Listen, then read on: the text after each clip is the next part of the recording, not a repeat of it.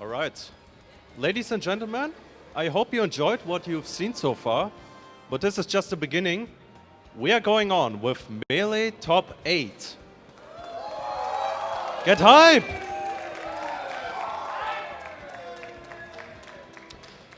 And now let's get to our first match. We have Austria's best player, one of Europe's best Falcos. It's time for Timmy. Give it up!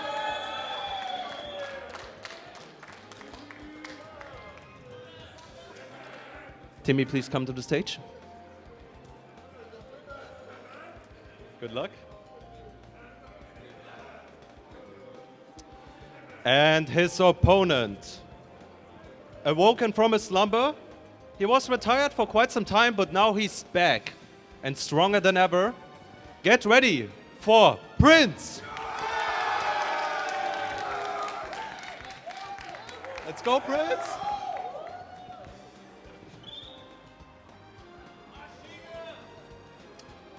Melee Top 8, starting now.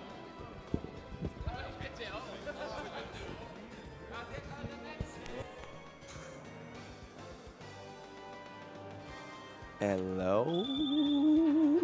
Hello? Hello. Yeah, let's go, let's go. go. Let's top 8. What's up, Mr. Love? What's up, man? Foster? How you doing, man? Fine, you? Yeah, I'm fine. You just commentated like 15 hours of Smash 4 Top 8, what it feels like. And Yeah. are you ready? Are you ready for the Melee Top 8? It's gonna be Always, hella hype. Oh, yeah, so many good players, Yeah, so many man. good sets coming now. Alright. Oh, it's gonna be so good. Alright, I'm really looking forward to Prince vs. Timmy. I don't recall them playing in recent years. I'm not too sure if they played at How Dare You, which was Prince's like breakout performance. Prince, I think, is supposed to be the favorite in this one, but Timmy always has some tricks up his sleeve.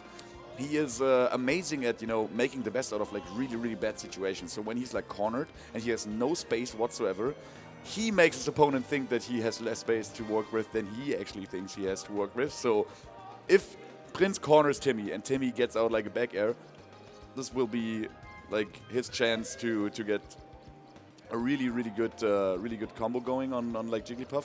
With Jigglypuff combos with Falco being like, I don't know, shine to down air and then like tech chase him, and maybe you can kill him at 70 with a down tilt, So True. Falco has some potential to be good against Jigglypuff, though historically speaking, this matchup is horrible for Falco if we look at what HBox does to all the good Falcos in the US, True, but I know, I talked with Tech a while ago, and he told me, he think that matchup can be for Falco.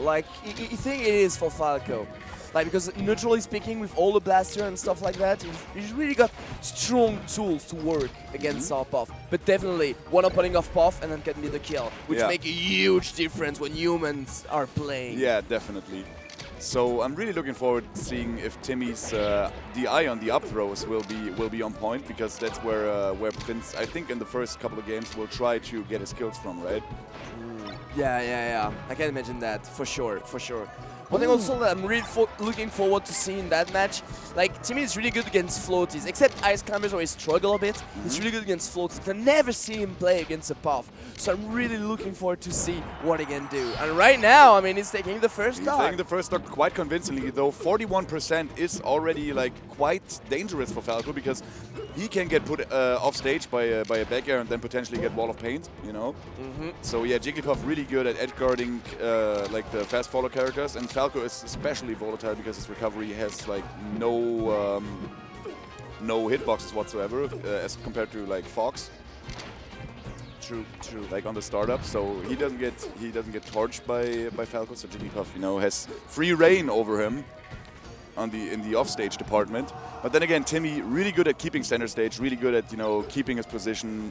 He's always in a comfortable zone, as you might call it. Whoa! Oh. For now, it's just moving around as much as possible. This time he's staying shield, Prince recognizes it, but the side B just a bit above the Puff, making him fall down. But Prince back at the center, taking back the lead. Nice up air there. Oh, that up air is gonna seal the deal. First stock gone from Timmy. 150% dying from an up air. Not too common for Falco to die off the top like that, but Jigglypuff's up air is quite the strong move. Oh, the DI is on point. There we go. He's here, man. Okay, back to center. Nice back air. Just after the cross up, he was ready for that. Okay, waiting for an opportunity. Oh, there. that could be a rest. No, he doesn't want to rest because that would have been a trade. And he doesn't want to afford the trade right now because, I don't know, at 64% Falco's not going to be able to get rested anymore, you know. That is true. Oh! Oh, that way. Timmy is really patient while throwing out moves. He's not just throwing back air, up tilt, stuff like that, in the hope that it will reach Puff. No, he's really waiting patiently to one moment, to one opportunity to go on it. Yeah, definitely. So I think one thing that we will see from Timmy a lot, if he gets knocked down, he will tech away from Puff because Puff has such horrible ground speed that tech chasing is impossible for her if you're trying to run across the stage. Whoa, amazing back air right there, keeping the center stage and making it dangerous for Prince to try to move back into the center stage, which is where he wants to be. Oh, good grab out of the shine, respecting the shine enough. I love the fact, like, little by little, Prince is closing it up. Like, at the beginning, Timmy make quite a great and explosive start, but little by little, Prince is catching it up. So Timmy just got that roll read of Prince when Prince was trying to roll into the middle because Prince feels too pressured by Timmy's capability to control the aerial space. So he attempted to roll back to the center stage in order to get his center stage positioning. Oh my god! Okay, all right, I think charge up smash or charge F smash wouldn't have killed, right? Yeah, potentially. Not even sure, but I suppose if he didn't go for that. Yeah. I guess yeah. Ooh. Okay. Ooh, good call by Print this time. Just one fair. Ooh, nice but and the tech chase still. Platform tech chasing really good for Jigglypuff as opposed to the tech chasing on the ground level. Oh. Waiting a bit, taking some distance. He knows, he respect the Puff. He respect the Puff, get the throw, nothing much out of it though. Ooh, they're trying to trade back airs, but Prince with a superior spacing right there. Solid recovery by Timmy, making it back onto the stage. And even controlling center, and there we go. Shield drop back air, but that's not going to be quite enough to close out the stock. Prince with immaculate DI right there. Again, DIing to the top left corner of the frame of the stage. Ooh. He was really ready for that cross up, Timmy. Yeah. Oh, there we go. Baits the ledge get up. Just the way he wants it to. Oh. I love how Timmy is just not threatening at all.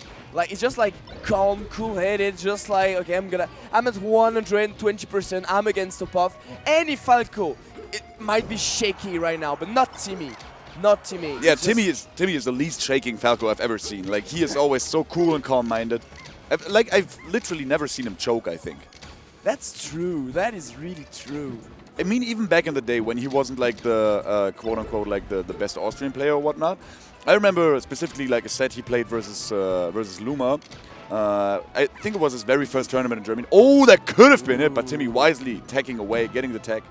Uh-oh, that could be the rest. Oh, no. Oh, my God, that was so nice. God, the recovery by Timmy is insane. Definitely, like that DI on the back air like that just went below, not rushing anything, but Prince.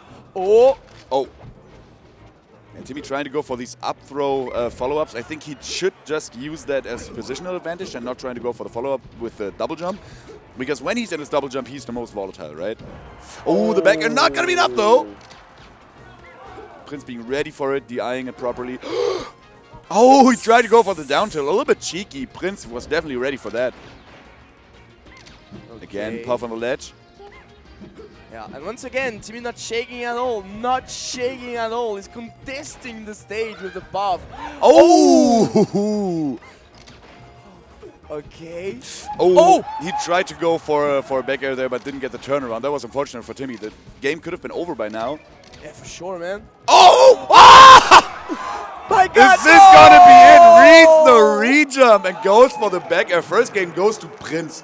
After it looked like he was down the entirety of the game, he slowly crawled his way back into it and snuck the first game from Timmy, who played amazingly, and then just in the moment where it counts the most, wasn't up to the test, and Prince takes the first game. Wow, that was such a great. That was a bit. I feel it was a bit of flop by Timmy just at the end. Those tiniest of the move, like you wanted to do, I don't remember what exactly, missed it, and just right after go for a forward smash. Like, I want to finish it right now. Oh, I don't know if you noticed it, but the match lasts 7 minutes. Yeah, both these players are not shying away from being horribly defensive. And yeah, both of them are enjoying themselves, are keeping it cool, are keeping calm and collected. Oh, the rest out of shield on the dash attack. Yeah, but you actually don't dash attack on Jigglypuff's shield like that. And yeah, the down tilt is going to be the trade. I thought we were going to see a forward smash, but down tilt definitely the wiser choice. So good that Timmy's right there and not myself. Oh, no! That could have been a rest, but Timmy was actually landing and then crouch canceling already, so he knows what. Oh my god! Everything from the back throw, and that back throw to put him on the platform, and then starting everything with so good lord. Wow, yeah, dude, Timmy is definitely ready for that matchup. You know, there's the thing about Vienna Smashers, which are secretly amazing, and everybody knows that they're amazing because Timmy used to be the only one who really travels to other countries, but. You know, every time some Vienna Smasher travels, he always loses to like janky matchups that he doesn't know, you know? Yeah. So you would assume a Smasher from Vienna, a region without any Puff players, would not be able to play on par with Prince, one of the best Puffs in Europe, even like if not the best at the moment. But Timmy definitely being the exception for the Vienna Smashers not being able to play unfamiliar matchups because he knows every single matchup really, really well. Yeah, definitely. Ooh. Uh-oh. Wow, Timmy's recovery is amazing. Yeah, for sure, man. He's respecting Puff so much. Oh, no. Always mixing it up. Always mixing it up. The sweet spot really is messing with Prince's edgeguard attempts.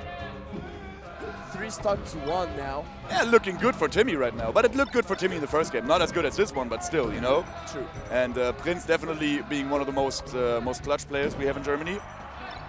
I wouldn't put it past him to still win the game. Yeah, it's still possible. It definitely Ooh, the shine was crucial because Prince was about to grab him. Oh! How did that outspace the F smash? Just above. And just Randall? Ah, Timmy's slightly missing Randall. He was smirking a little bit. He was like, no, that was silly. And now Prince is waiting out Timmy's invincibility on the ledge. Wise choice. Ooh, winning each other. Somebody in the crowd just yelled, "Yeah, man, dash dance!" Oh, he went for it. Oh, this time again a little too high for Prince's taste right there. Yeah, but this time he went really far to try to catch that, but still not enough. Still not enough. Even if Timmy flops getting off stage like that, he has a recovery plan at hand that Prince is not ready for. It's amazing to see Timmy play right now. Uh-oh. Okay. And it's 11%, little by little. Uh-huh. Yeah, up until the point where he can kill him with back air, right? Yeah. Oh. Yo. Oh, nice. Really nice grab. Oh, la la, that play. This time around, Prince was ready for Timmy's tricky recovery attempt. It was kind of projected, you know, with the shine out of the re-jump. So now Prince is just like playing by the edge. Definitely playing by the edge and waiting at some point. Just trying to do some stuff, but really safe, just barely getting punished, always by just a grab, which is not that much, actually. That won't kill Puff there. Again, Timmy not being able to close out these stocks out of really crucial situations. Maybe we're seeing the situation like in the first game, when Prince just stole it away from Timmy in the last seconds of the game. Yeah. You know, he keeps it just close enough that he can close out the game in the last stock. That's what I really like about Prince. Like, he is so clutch, and he always has like this last resort plan at hand that grants him so many wins in this tournament. True.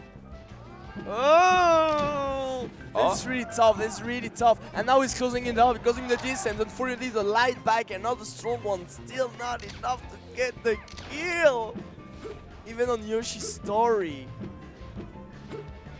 Oh, and again, the air dodge, so wise by Prince. Dude, he keeps all those like really tricky situations for the last stock, you know? Yeah. Oh, nice. Blast of fortune like that. Really cool by Falco. Oh, the dash dance is out of this world. Oh! And there we go. That tiny wave dash back to close up the distance. Now I got you. Yeah, Boom. yeah. Dude, I was just before this set, I was just playing with Timmy friendlies, you know, and we had this situation where he was like dash dancing, and I like randomly hit him over it, and like we agreed, like he was like, I feel so dumb whenever this happens, and I was like, I know. And now I saw him like dash dancing like this, and I was like, oh, I hope he doesn't get hit out of it, you know. Just a dash attack. Yeah. Because actually, the puff dash attack is really good. And actually, I'm surprised Prince does not shoot that many dash attacks. Yeah, true. Oh my God, what kind of rest was that?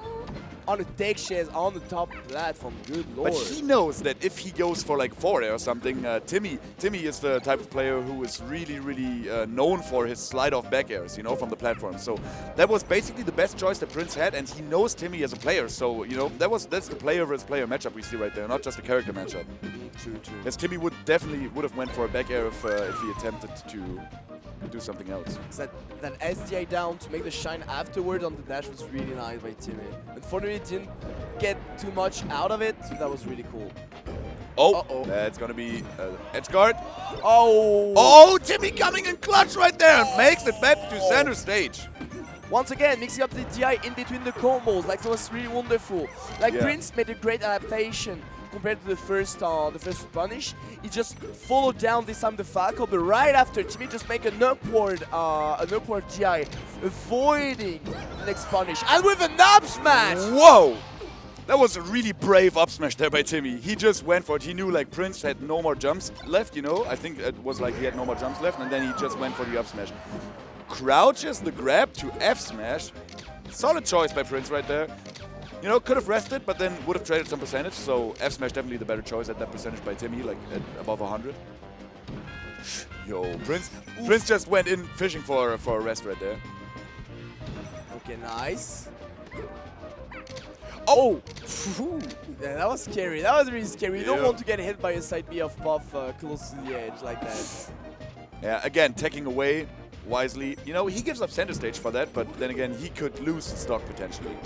Definitely. And Prince, you know, he's getting those roll reads, but he's not getting too much out of it. Oh, Timmy again with a wall jump. My God, this is what we say when we say like Timmy is always calm. Like making those kind of recovery, you need to be calm with the buff floating, flying around you. You really need to be calm. Just shine delay, double jump, wall jump, side B suddenly. Like, Yeah. Oh come my on! God, again, Timmy, madman. Yeah, Timmy, like, shout outs to my man Luma. The first time they played, Timmy took a set of him, and Luma said, like, this man has balls of steel. It is impossible, you know, to really mentally mess with him. He is always calm and collected. Yeah, definitely. The man is ice cold, just like the color of his Falco. Oh yeah.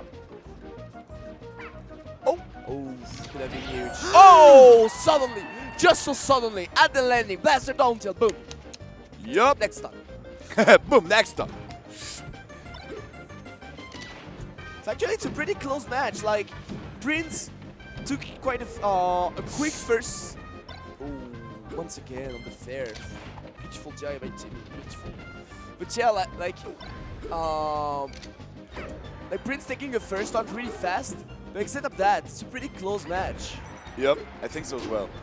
Like neutral-wise, I think Timmy is mostly like outplaying Prince. It's just that Prince's punish game is so much more on point, you know? Like his punishes are so much more deadly, which I think comes with the character, obviously.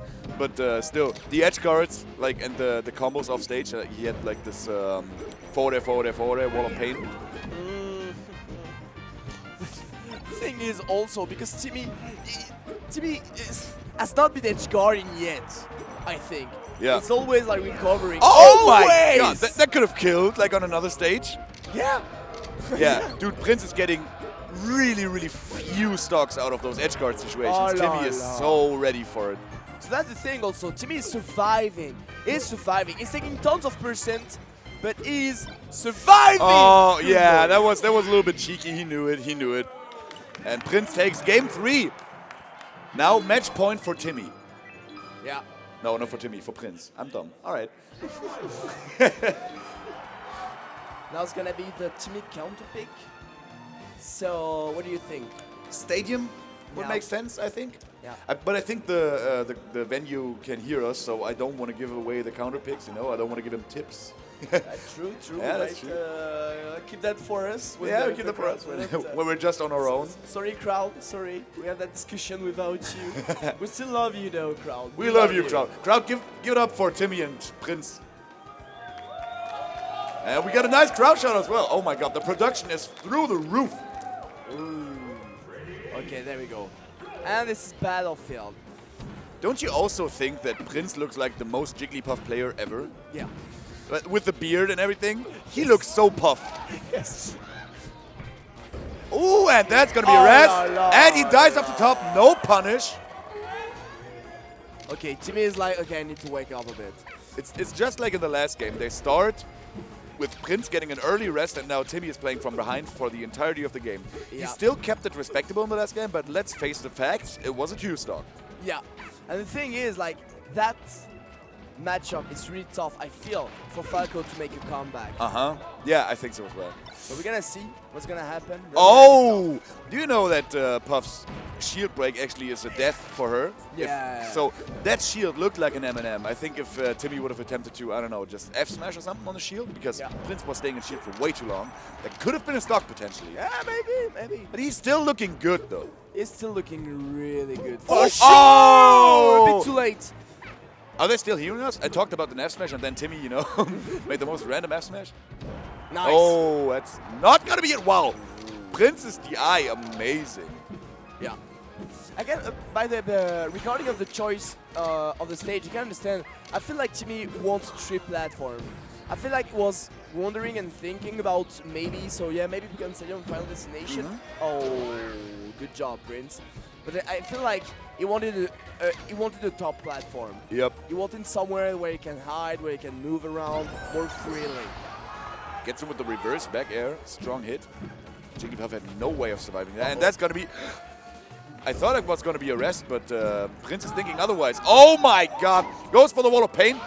Timmy has no chance to recover from this wall of pain right there. The situation was way too bad for any Falco to be in. And now Prince is looking determined to win this set. Definitely. Being up 3 stocks to 1. Game 3. Timmy has no more games to give, so if no major miracle happens right now, I think Prince can seal the deal. But then again, Puff is not the type of character that wants to go for trades, so he cannot play it down like other characters, you know, when they go for trades when they're in the lead. Puff, on the other hand, really has to close it out on her own terms with like the edge guards and with a rest potentially. Yeah. Oh, that's gonna be it. Oh, he wanted to rest there. Wanted to, you know, give some hype for the crowd right there. But that last game was a blowout performance, unfortunately, by Timmy, who really showed up in the first like 3 games of the set. Yeah, for He sure. was looking really good. I think he just couldn't keep his composure. Yeah, I feel like I mean playing against Puff is like exhausting. Yeah. It is so exhausting. So I Definitely. feel like at some point just like ran out of energy. And also I feel like the end of the first game was really game changing in a sense. Yeah, definitely. Because like it was so close to get it. He got that situation, he missed it from quite nothing. Suddenly Princeton turned this out. Yeah. Boom, take the first game, and Yeah. boom, that was him. He was in the lead during the whole set. Yeah, exactly. It was also very like symptomatic of the set in general. You know, like Prince playing from behind the entire game, but being able to clutch it out just in the right moment for the first 2 games. In the 3rd game, he was in the lead from the beginning, and it all went downhill from there. Exactly. Anyway, crowd, give it up for Timmy, your 7th place finisher at Respawn 6. Thank you guys. Give it up for Österreich.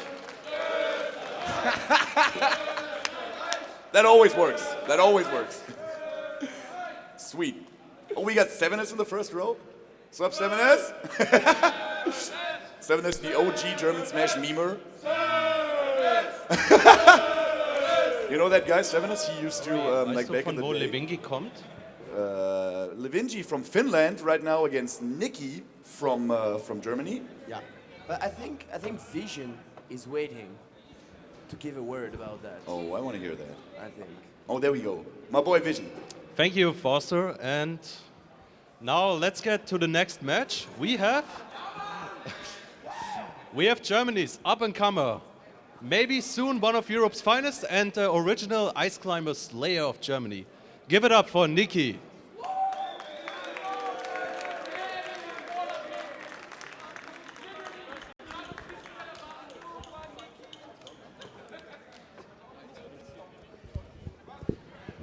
And his opponent, I just played him, he's a real Falco genius from Finland. Give it up for Levin G.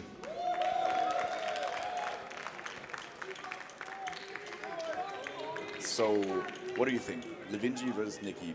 Levin G, of course, being one of the most old school smashers Europe has to offer. Oh yeah.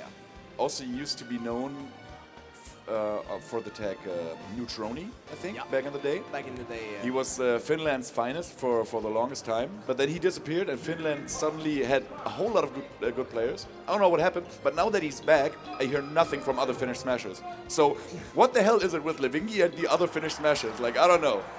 To be true, to be fair, like at Valhalla, Mayhem had a good placement. Oh, Mayhem showed up at Valhalla? Yeah. I don't remember. Yeah, That's there amazing. was a crew of Finnish player at Valhalla. Oh, wow. And I think Mayhem picked his Falco the first time there, and he get like 9th, if I recall correctly. 9th, Ninth, that's amazing. I think, if I Wow. recall correctly. So For Valhalla, that's amazing. Yeah, exactly. So they're still here. They're still here. They're still around. All right. The Finnish players, dude, I miss them. I haven't seen the Finnish players ever since, like, I think the last DreamHack summer or something. And I really miss them. I love the Finnish players, Yeah, especially my boy Stemmu. Shoutouts to him. He's a Falcon player from Finland. He's like one of the lower level players, if I recall correctly. One of the most amazing people I've met through Smash. He is so amazing. So yeah, much love for Finland and Levingi representing Finland. Nevertheless, I think he is supposedly the lower seed in this situation because Nikki is an up-and-comer that has been on the rise, on a meteoric rise, I might say, for like the last, I think, year about. Yeah. He has done like some amazing work in European tournaments. I think he finished 13th at the last Air. Potentially. I know he went to the top 32 bracket. Yeah, he went sure. far. He went far. Oh, yeah. Yeah. Well, I think he finished first seed of his second round of poll and was supposed to be third or fourth or something like that. Don't exactly recall. I think he But beat it out- Yapi and Däumling. Exactly. Yep. Both of them. That's amazing. He has a very, very positive record over Däumling and also over Fatman Spam, who are the German ice climber representatives. I'm not too sure how he's faring against like Johnny Fight and Fao, for example, but I know his tweets when he's talking about like how Johnny Fight is one of the most amazing ice climbers players he's ever played. Yeah, he played a bit. He told me like it was really close always when we played okay. together. And also today he played ChuDat as an exhibition, I think, Yeah. and he took one game. He wasn't quite able to close it out. I think he tweeted like, you know, in the end, this tells me I'm still just a mid-level player, you know, and he's just a top player. I mean, he's right, but Nikki hasn't been playing for too long, and he is on a meteoric rise that doesn't look to stop. Yeah. So if you want to buy some stocks, invest in Nikki stocks right now. Oh yeah, for sure. Who also wants to get some stocks from Nikki, though, is Levin G. Right now, He wants to get 12 of them. So Levin G against Nikki, Falco against Fox, a classic matchup in That's Melee. the epitome of Melee, if I might say so. Yeah. I think most people agree. The very first Melee match I've ever watched, like good players actually playing Melee, was you know that YouTube video SSBM Hardcore match. No. It is, I think, a 4-stock match between Masashi and Bomb Soldier that is in black and white, and it was on YouTube on 2006, and it was the very first competitive game I've ever saw. It was a Falco and a Fox. Yeah, it was a Falcon and a Fox. Masashi vs. Bomb Soldier, amazing game. Already in 2006. And yeah, it's looking pretty close right now. Both these guys are exchanging punishes. Yeah. None of them been quite able to close it out, you know. But that's the first stock of the entirety of this best of 5 set. Oh, Levin G. He missed it from quite nothing. I heard like Nikki was not really happy to face Levin G because he does not really like the Falco matchup, if I recall correctly. Yeah, he doesn't. They have one Falco in Hannover where Nikki is from, and he is like semi-active. Shoutouts to Flex, aka Self-Reflection. He is one. also really old school. I think he's like just about as old school as Levin G is, Okay. but not quite as good. I would say not quite on the level. Ooh, right now, Nikki looks clean, man. He Yeah, looks clean. definitely. He didn't get like I think he got hit like once in the entirety of the last stock of Levin G. So yeah, Nikki definitely good on its defensive game. For sure. And that's going to be it. Yep, messed up the sweet spot, and Levin G takes the first stock of Nikki. Okay, nice. Nikki with the ground. Nikki finally finding it back though, pushing Levin G off stage, making the pressure, get the center. Ooh. Another thing in that matchup, like Falco needs to make Fox chase him and be ready to just put his defense up. Yeah. Like stop the approach. So with all the blaster and stuff. On the other hand, Fox really need to think about his approach a lot. Because if you messed up his approach, this is a combo Falco, and you don't want to get comboed by Falco when you're a Fox. And that was just happened, you know. Levin G made 25% just with lasering from afar. Nikki wasn't able to approach him whatsoever. And once Levin G tried to approach Nikki, because he knows he still is like, you know, he is behind in the game, so he has to approach at some point. As soon as he tried, Nikki made quick work of the rest of the stock. Exactly. Oh, the power shield. Oh, power shield, side of shield. Nikki, are you kidding me? This man is not slacking on his tech skill practice. Okay, on the nair now. Up, jumping around. You need to approach me. You need to approach me. Nice push, the eye jump back air. Within the grab. Ooh, Levin G now has Nikki cornered, has him in an edge guard situation, gets the lasers. Oh my god, that was amazing. The tiny delay with the shine. Yup. Levin G. But I think that should be the game. Nope, Nikki not being able to close it out right there. Levin G with a tricky recovery, really sweet angle. The Dweenie. And the thing is, in that matchup, in particular in that matchup, Clanking shines into Nair by Nikki was definitely a wise choice right there. I don't know if it was on reaction or if he planned to do it, because, you know, you rarely see somebody, you know, do like the Nair shine thing, especially with a full jump. But I wouldn't put it past Nikki to have made that on reaction, that choice on reaction, you know? oh, well, you never know, you never know. Yeah, Like exactly. it's like he's shining, he saw the two shine together, just jump there, you know. At that point, it's most likely a reflex and really I need to think about it. Yeah. So it might be a reflex, it might be just by reaction. So Pokemon Stadium now, no more top platform for Fox to hide. Yeah. To move around. So Funny it's thing, a lot easier to approach for, a lot harder for Fox to approach because he has no top platform to approach from. So Levin G, who recognized, I think it was in his third stock when he was shooting lasers, that Nikki had a tough time getting in close with him. So maybe that's his plan behind the stage choice. And also, Fox is notorious for having chain grabs on Falco. So with the lower platforms, he gets around that chain grab possibility, you know. So FD, you know, would have been the other choice when you consider the laser game of Levin G. And he resorted to Pokemon Stadium, I think just because of the platforms messing up the chain grabs on Falco. yeah, Fox. I can see that. Maybe he'll keep Final Destination as the last peak. Possible as well. I think on FD it's like 50-50 between those guys, and like there's essentially the punish game is most deadly for both the characters on FD. Okay. Oh. And Levin G still having the edge guard. Oh, messing up the timing of the down smash. Very unfortunate stuff for Levin G there. Maybe it's the pressure getting to him, because he's down a game and it's losers. Oh, and that's gonna be the stock. Levin G up an entire stock for the majority of the game so far. The thing with Levin G, I feel like he's a bit like Timmy, you know, like a calm guy. I don't feel like he's the kind of player that will choke at some point, but I'm not sure.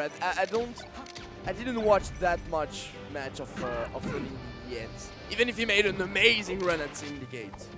Yeah. And also, I think at Air 3, which was like the first tournament I recall him returning. Yeah. And he had no seeding. The RTOs didn't know who he was. Yeah, of course. And he made an amazing losers run there. I think he had like a really good player in the first round, and then he made an amazing losers run, something like that. Okay. Oh, nice shine. Ooh, Just the a fair, okay. Forward air, not going for the down air. Yeah, keeping the edge guard situation up, which was the wisest choice right there. Oh my god, and he gets it. Wonderful, wonderful. Yeah, maybe I couldn't reach him with other moves than the fair. It was a bit above, it has been a long time. Yeah. The first hit, so... Ooh, and Levin G, 44%. Not bad for one opening.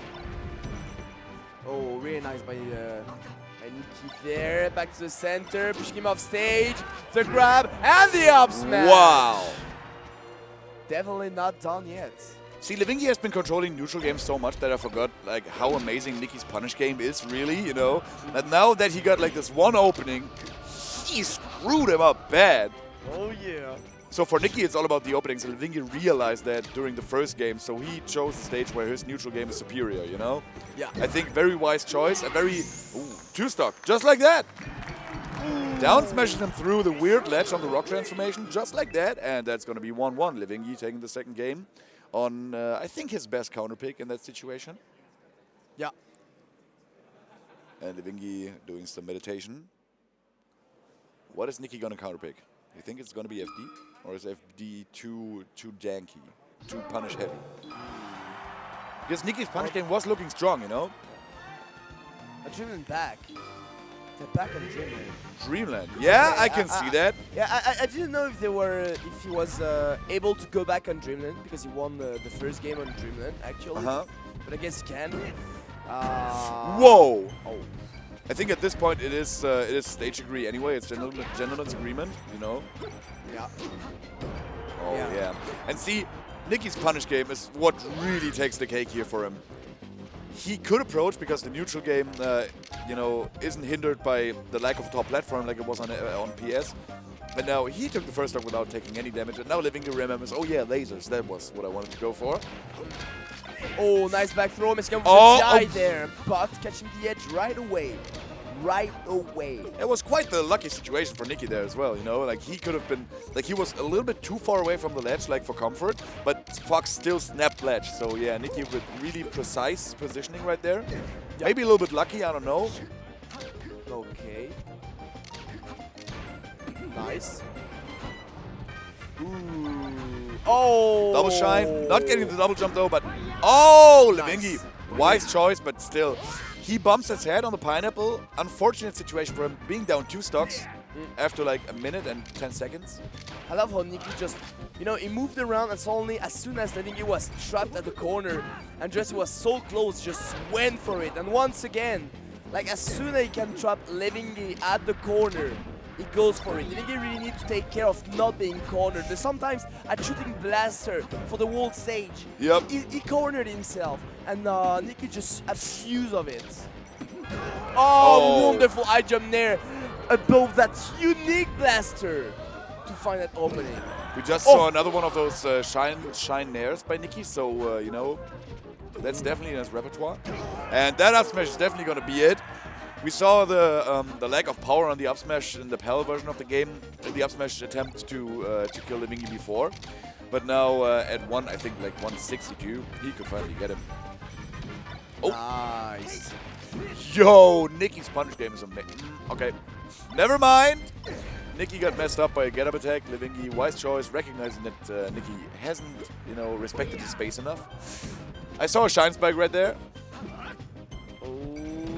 Okay, nice. This is looking like a body bag, honestly.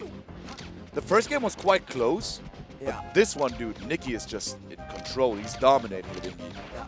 But I feel the previous game was a bit also, on the other hand. Like, Levin G was so good on the previous game too. Definitely. Ooh, goes for the shorten. Wise choice. Nikki not being ready for it. Oh, nice. Just like Prince wasn't ready for Timmy's recoveries, you know. We see the same thing with Nikki not being able for Levin G's tricky recovery right there. Ooh, okay. Oh, interesting choice. Oh! Levin G's like, nice dash dance there, but you know, I got a laser. And his laser gun is set on stun. Stay on the ground, man. Okay, moving on the top platform now. Catching him. Oh, a bit too slow. Okay. Good Should be the stock. Levin G messing up the edge guard though. Nikki with a nice angle there, but Levin G could have definitely down aired. Yeah. Might have been a tech side B though. Oh, let's just right away. You're too close, man. You need to respect that option. You need to respect that option. You're way too close to not ledge dash up smash. Definitely. Doesn't respect the invincibility on the ledge. Oh yeah. And final destination for Levin G, so it was his second choice. Yeah. All right. So is this going to be game 5 situation, or is Nikki's punish game going to be so amazing that he will overwhelm Levin G? We'll see. Despite the lack of neutral game. Yeah, that's the thing. That without platform, he needs to be incredible with his jump and his rhythm and his shield and stuff. But good luck for that, Nikki. Good luck for that. Yeah. This is a struggle. Ooh, but right now, I mean, okay. Ooh, Levin G not following up on the back air right there. Nikki was, I think he tagged in place and then spot dodged. Covered everything that Levin G had in store for him. Oh, that was really nice, a high laser from the edge, knowing Nikki was about to jump, and boom, finally making a wonderful down air in edge guard. Catches him with the, like, I don't know, I think it was quite the tricky angle, but Levin G was ready for exactly this one, like this single one angle. Ooh. Oh, that's not safe, my guy! But even then, like he just saw Nikki jumping super high, so he's just making some high laser from the end and catching him. And gets him with the shoehorn, Fox's down angle forward tilt. In Germany you call it the shoehorn. Well, that's because it sends you home. Like, you know, you gotta tie your shoes and go home, because if you got played like that, my man. The German word is Schwanzia, which sounds even more ridiculous. That's true. Schwanzia. Oh my god, you're amazing, Foster. A linguistic genius. Right? Right? Okay, so now some neutral situation with tons of blaster. Finally shine from Nikki, but misspaced the up smash, taking the back air afterwards. Some pummel after the grab. Unfortunate stuff there for Levin G, you know, not hitting the laser. It was like, slightly above Nikki's recovery. But anyway, he got the edge guard because Nikki messed up, forgetting about not having a second jump anymore. Yeah. Levin G with a very early down air there, Nikki being able to get a shine out of shield and, you know, get him out of the punish, which is really what Levin G wants here. Okay. Oh, waiting a bit. Again, not safe, my guy! Yeah, but even then, it works! Always on those eye jump of Nikki. Nikki's always making those eye jumps, and Levin G caught all of those. Yeah, definitely. Recognizing that Nikki really likes to go for the full jump there. Yeah, because the thing is, like, you love to just go on the platforms like that, I don't know, just drop on the Falco, you know, or a thing like that, just drop on your opponent. When there's no platform, trying to jump, baiting something, double jumping or landing and doing it again, I don't know. But yeah, Levin G recognized situation. And, yeah, definitely. That's like the Yomi level, you know. Levin G recognized that Nikki wants to come from above because he cannot approach with like from the laser barrage on the ground level. And Levin G, you know, playing him one level higher and saying, all right, I know that you're gonna do that, so here's my double lasers. Exactly. I can shoot a high laser as well. But Nikki showed, like, with one grab he took a stock just earlier. Can he do the second one, the last one that he need to move toward the bracket? Oh, Nikki. Not yet. Not yet. That bird is still living. Full jump there, and that's gotta be it. Nikki takes it 3-1 over Levin G. Levin G only being able to close it out on Pokemon Stadium, which was definitely the best choice he had, but the punish game, as we expected, is so amazing for both these characters on Final Destination that the person who wins more neutral exchanges will get more openings, and the person who gets more openings, you know, has to have the better punish game. And Nikki, like it was showing in all the games, had the better punish game of the two of them. Yeah. So that's why he won FD, that's why he won the set, and he moves on to the round of 6, where I think he's going to beat the loser of Chu and Dart. Oh, tough. He is the IC Slayer after all, but then again, we saw him lose earlier today. And we got some vision for you guys. Thank you. All right, next up we have, I think from what I heard, ChuDat and Dart. Dart is, yeah. All right, let's do that again. So first up, we have the best Ice Climbers player in the world. Maybe in the universe. He has wins over some of the 5 gods, and he's here today to show up. Give it up for ChuDat.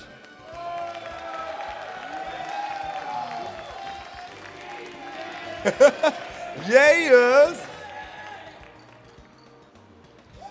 All right, and his opponent, the father of Marv's up smash. He's always gonna hit bullseye. Get ready for Dart.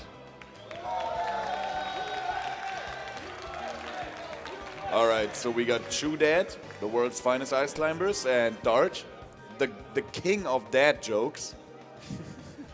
I think it's going to be an amazing set. Historically speaking, the Marth is quite the good character against ice climbers, but ChuDat has overcome one of the best Marths on Earth, Mewtwo King, several times over the course of the last year, which netted him I think 11th spot on the world rankings of Super Smash Bros. Melee in 2017. And I think he's definitely the favorite to win this, even though the odds on who's the beer's favorite are slightly in Dart's favor, which I think is questionable, judging by the ranking of those two guys. Yeah, for sure. But then again, can you recall them ever meeting in bracket? Honestly, probably. Like when the tournament happened in the US, you know, there's so many names that fighting together. Like, of course, you miss some encounter, you forget some. But the thing to note is like, oh my God, nobody's for you, Dart. I'm so sorry for that. Oh no, People would bet for you. Oh, there we go. So many money have been put on the name of Dart right away. Yeah. Okay. But the thing is, so those two guys, those two American guys, here now to face. One thing is that Dart has in his bracket Domeling. Yep. So, okay, it's not the same level as ChuDat, but Dart shows an amazing play against Domeling. Yeah. An amazing way to play against ice climbers. He's definitely ready to play against ice climbers. He had some practice in bracket today, that's true. So we'll definitely show some great secrets. But ChuDat also played Kauron today in second round of winners, also a Marth player. So both of them got bracket practice. True. One might say, man, these brackets are full of the same matchup. And one thing also, like just before the top 8 of Melee, I've seen Mai and ChuDat playing together, so I guess that was a good warm-up also. Yeah, okay, I can see that. Maybe Dart warmed up with Fatman Spam and Doimling, the Resident Ice Climbers players. Also, Dart, I think, is the crowd favorite in the building because he is actually living in the area that we are located in Hessen, or Hessia for your English pronunciation of the state we're in. And I think he is a soldier, if I'm not mistaken. And his barracks are in this area right now. Okay, yeah. People knows him. People know him. He's been here for I think half a year. And I think up until this point, he won every tournament he attended. Okay. So is this going to be his first loss, or is he going to be able to overcome the first seed, Liquid Chu, representative of Team Liquid, one of the two components of Liquid Fire? One of the funniest Smash rap tracks, definitely. Chillin' featuring Chu, Liquid Fire. I think this is the way they announced that ChuDat is sponsored by Team Liquid. Okay, funny thing. All right, so let's go against the winner, Sammy Dart against ChuDat. Let's go. Battlefield. What do you think about the stage choice? It's supposedly the most neutral stage in the game. Yeah. Do you think it is that neutral in this matchup? Because Marth is amazing on that stage. I feel it's pretty neutral, to be honest. All right. Because I don't know, I feel like Ice Climbers get the upper end on Final Destination. I would say so also for Pokemon Stadium. Even then, it's not neutral at the beginning of the striking anyway. Yeah.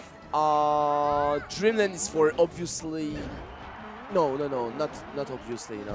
Dreamland keeping for the end. I would say also your story might be really close. I might even see it being for Ice Climbers, to be honest. Really nice by Chu. That takes Chu taking the first stock, like the entirety of the first stock with Sopo.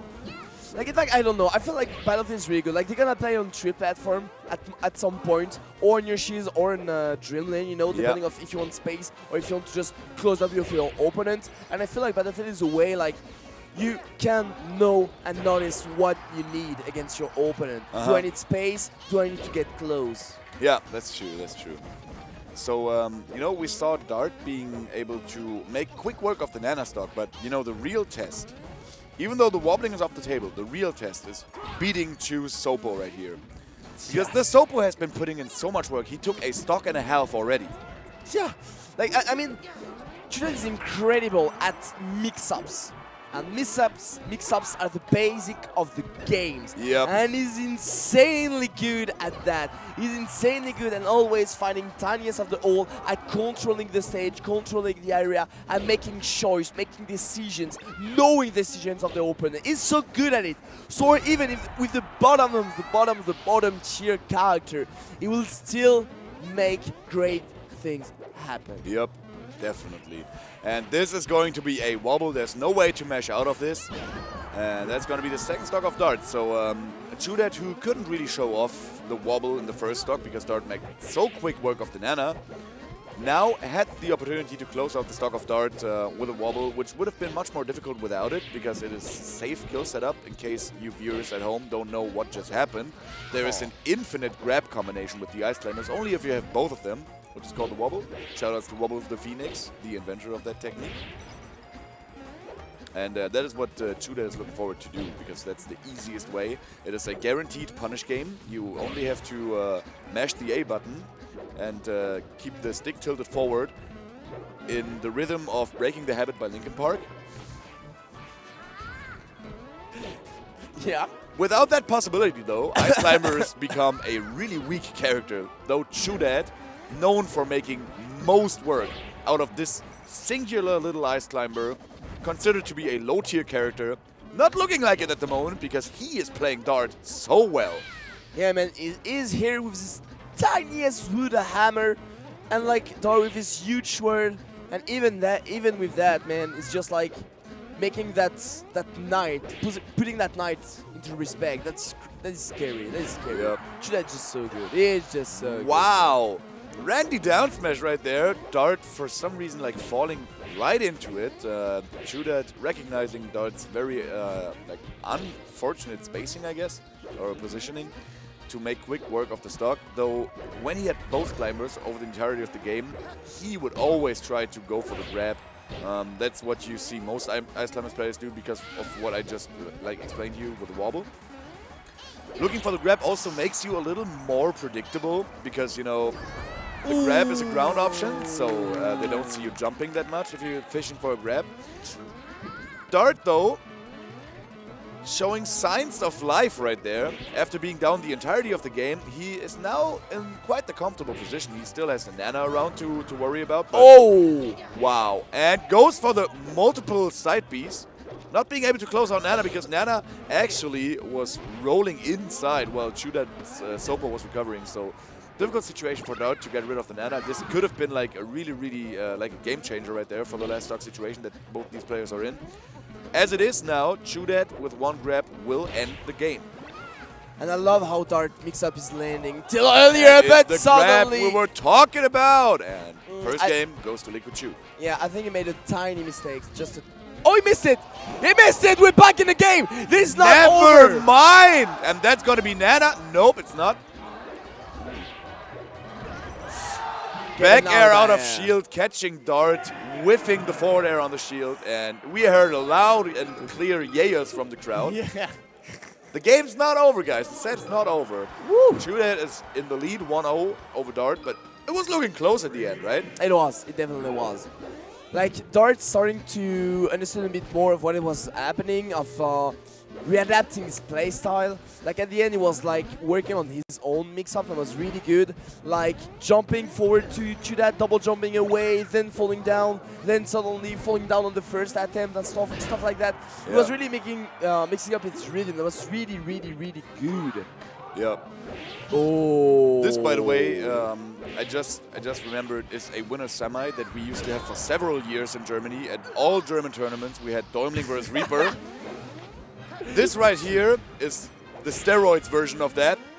We got Dart versus Liquid Chu, Ice Climbers versus Marth. A classic matchup in Germany, really.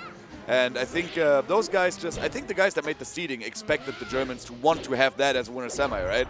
Oh, and so. there we go. Dart making quick work of the Sopo stock. ChuDat missing his tech on the side platform and getting F-smash tippered out of this universe. Yeah, crazy good by Dart right now. Okay, moving on the platform. Yeah, forcing that action out of shield for the what was that? Both jab just around, like it was cornered by both Ice Climber at the same time, jabbing his shield. Yeah, dude, they just ganged up on him, dude. That desync from ChuDat's a monster at desyncing with Nana. Like it's just a monster. Yep. Like, I remember in like 06 I was watching desync tutorials by ChuDat or something like that. It's just so good, man. Really nice by ChuDat. Noticing like Dart was fluing away, knowing he's not gonna do any move, just forward dash, wave dash in, making a forward tilt, and with that situation win, it just took the stock afterwards. That's gonna be the Nana stock. Oh no! Dart takes, puts Sopo in the position where he could save Nana.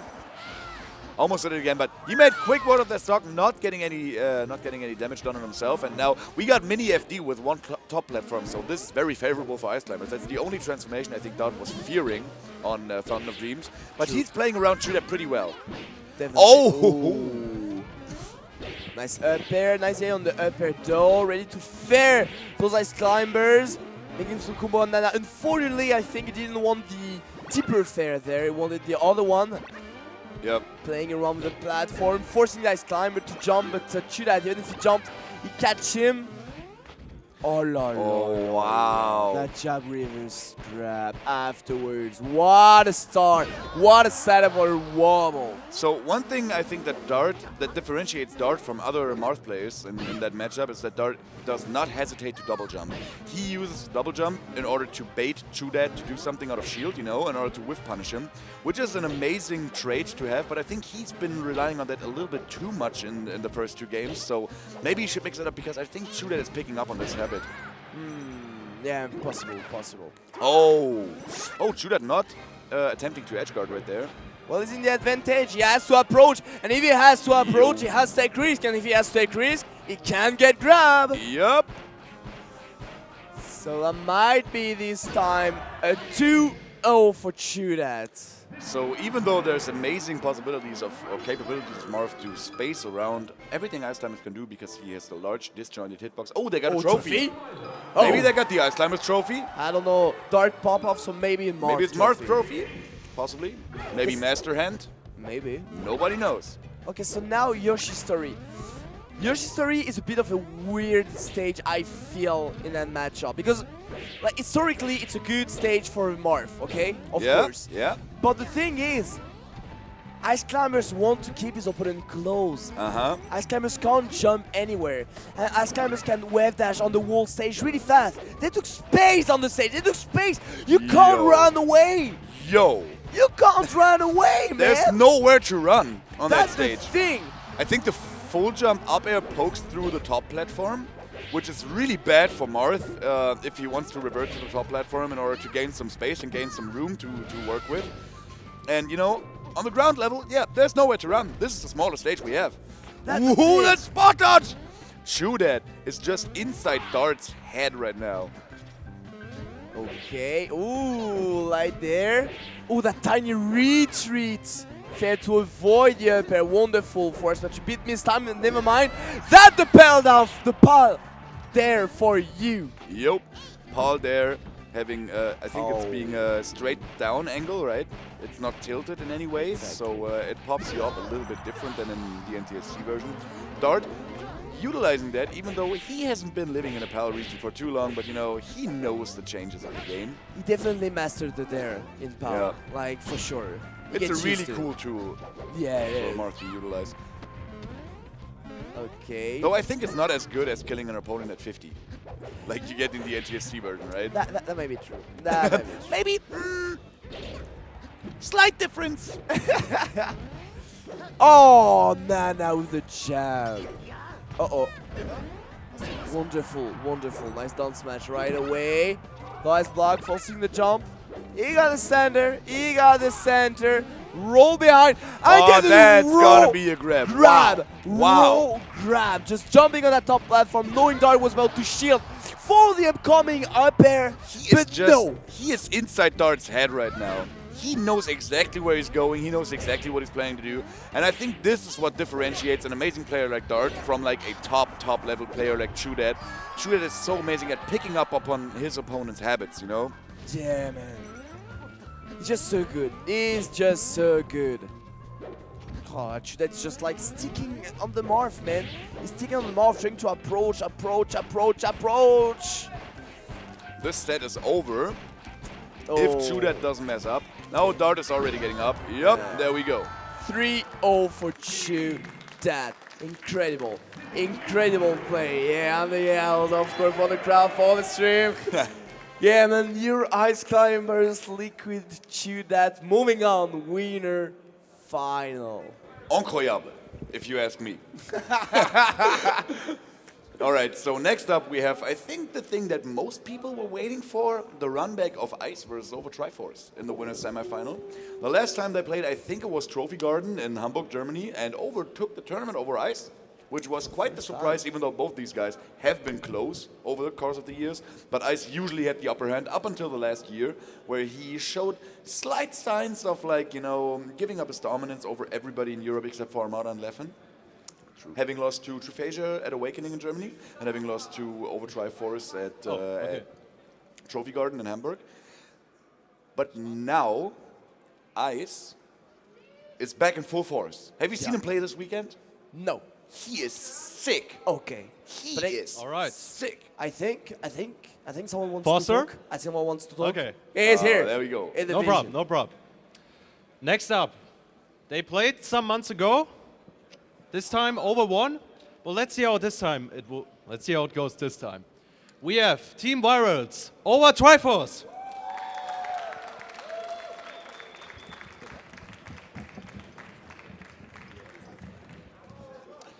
And now I want the crowd to go really loud, because this is our German Titan. Give it up for Red Bulls, Ice!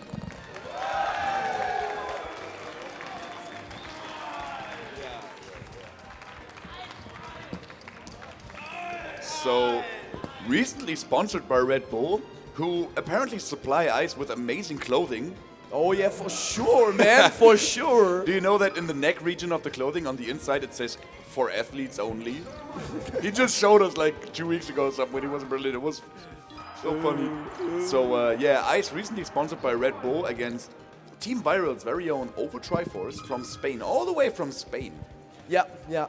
And it has been a while since he hasn't traveled with Trif, to be honest. Yeah. I know he's here by himself against Ice. And that's gonna be crazy. That's gonna be crazy. And that run back. But the thing is, like at Trophy Garden, it was during the tiny Yatsu, I would say, of Ice. You know, he was kind of taking a break. Now he's back. Yeah. I think he had problems with the shoulder, so he couldn't practice as much. But he is fully recovered and came back in full force. So let's see if he can deliver what we all expect from him. Oh yeah, because Ice, my God, Ice can be one of the best players in the world if he wants it. Have you seen the Big House 6? Possibly. Have you seen it? It was an amazing tournament, right? Oh you yeah. know who made third place at one of the biggest tournaments of all time? I get that, man.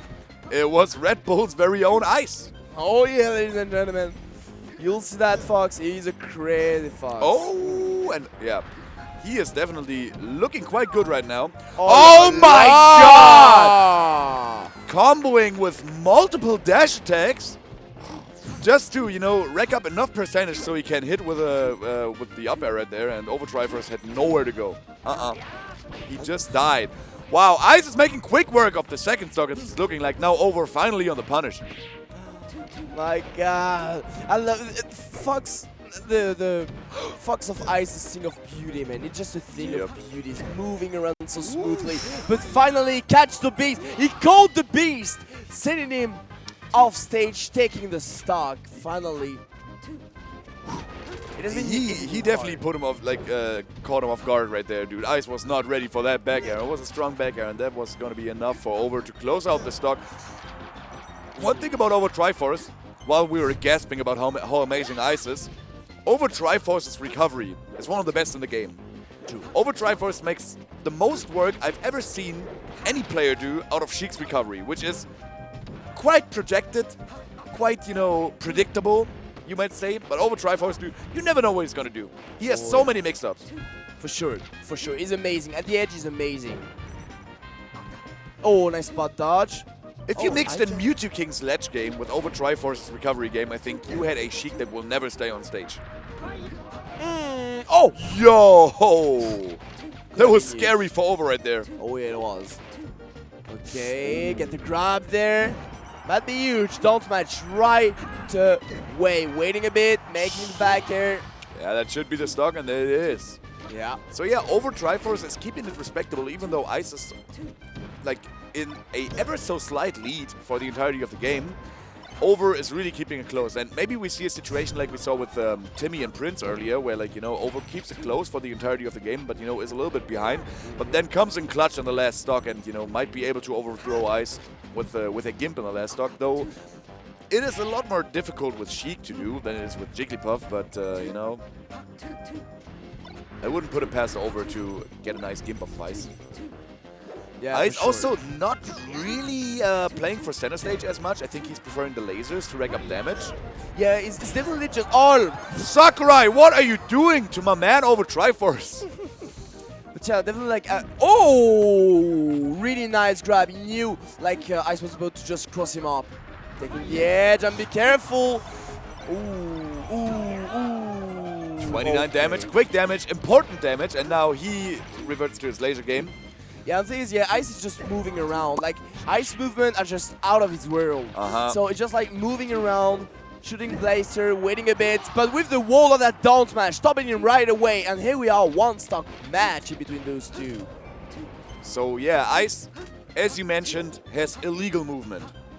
Sometimes if you watch that guy move around, you're like, no, no, no, no, no, this can't be melee right there. I know melee. Like, this isn't melee. This is something else. Yeah, for sure. This is lightning mode. Yes, yes, that's definitely a good way to put it. But this time, no weird recovery for you. Over, and your Zelda will get up smashed to the sky. So he pulled out all the stops in terms of recovery, even reverting to the Zelda, which didn't work out for him quite well in the last stock, but what was he supposed to do? He had to try it. Ice takes the first game with pretty confident one stock with like no damage whatsoever. Over showed signs of greatness. Yeah. He had that one very, very solid, I wouldn't call it Gimp because it was like 80%, but he caught him off guard with that back air in the first stock. So good. So I wouldn't put it past Over to, you know, take a game or two, maybe even 3 off of Ice, but as it looks right now, Ice is looking too clean for OverTriforce, you know? Oh, for sure, for sure. But now Fun Enough Dreams, kind of a classical, kind of a classical. Ooh, Ice was so ready for that recovery. You know, you remember back one game ago when we were talking about how Over's recovery is too tricky for Ice, or for anyone, for that matter. That's right. Ice just invalidated Over's biggest strength, the recovery in that first stock, knowing exactly where it was going. And it's already like the second or third time in those 2 games. So yeah, considering the world set, what a down tilt. Yeah, he didn't even move. Down to such an amazing move. I think even though a lot more Foxes started utilizing the down tilt, I think it's still underutilized. Okay, one thing super funny right now, like, you know, when you face a Fox and you make the pressure on the Fox, Foxes used to love just jump away, you know, and flew away. And Over knows it, but this time he's always ready to cover a jump from Ice, but Ice is just staying on the ground. So each time Over is just jumping to cover something that never comes, Ice just like, thank you for the free jump, and boom, getting the punish. I think that was also a problem the last time they played, that Ice really didn't make great use of his capability to crouch cancel a long time versus Sheik, you know, comparatively speaking. And oh wow, Over, that should be the stock, and it is. So yeah, Ice staying on the ground, as you said, is a really big difference from the last set they played. All those jump, man, all those jump, but Over with the patience. Find the grab, but that up air will just break what Over was trying to do. Oh, pushing him off stage once again. And up throw, back air. Mixing up his DI. Yeah. And that's going to be the stock. No way to recover from that. There would have been an up smash if he would have landed on stage, you know. Ice had it all covered.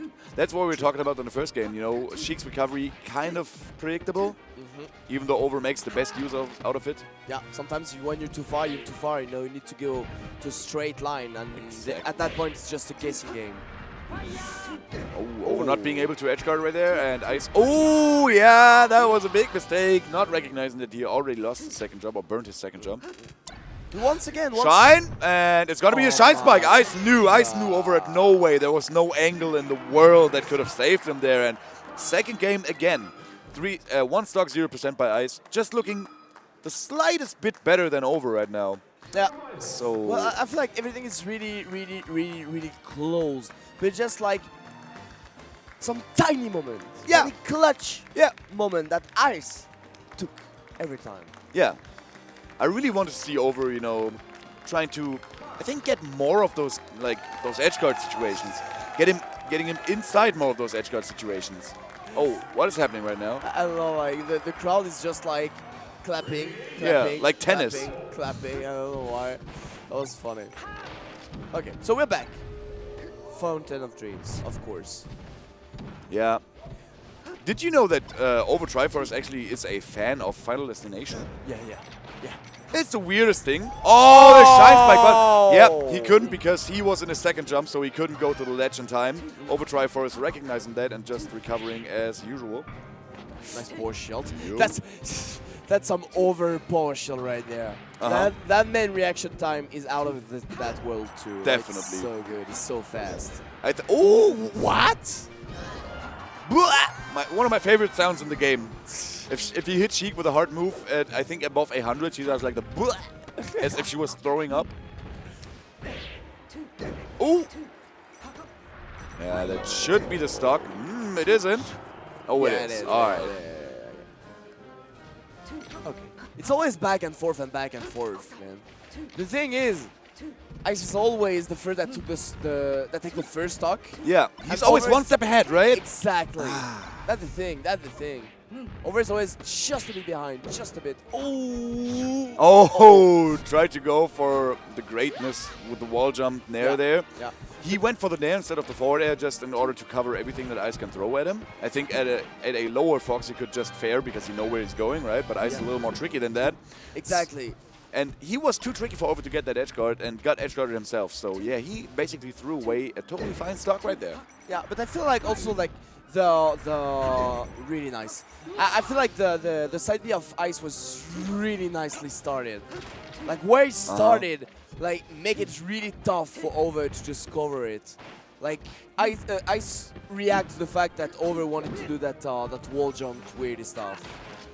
So I recognize that Over is going for a lot more tech chases. That was so cool. He's looking like a new school Sheik going for the tech chases, you know, the down throw tech chases. But most of the time he ends the tech chase situation after like two to three grabs with like a down smash or a dash attack or maybe an F tilt.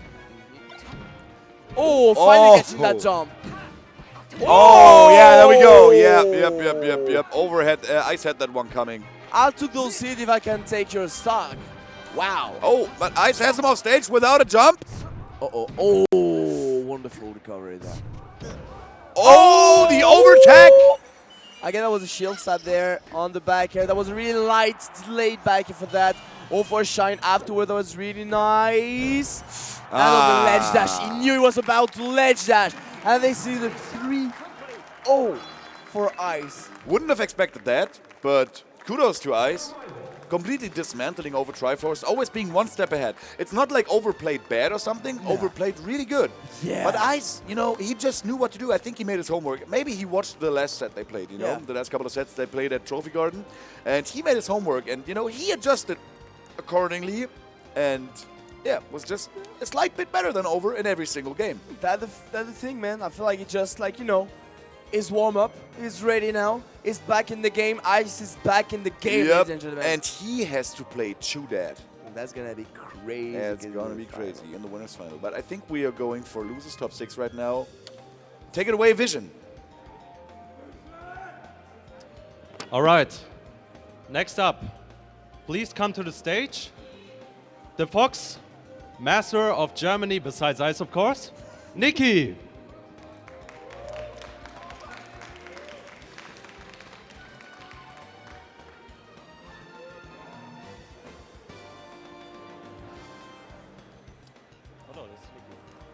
There he goes.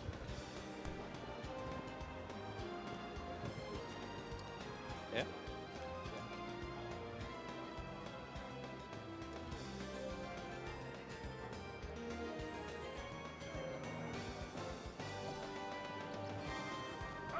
All right. And his opponent, if I recall correctly, give it up once again for Dart.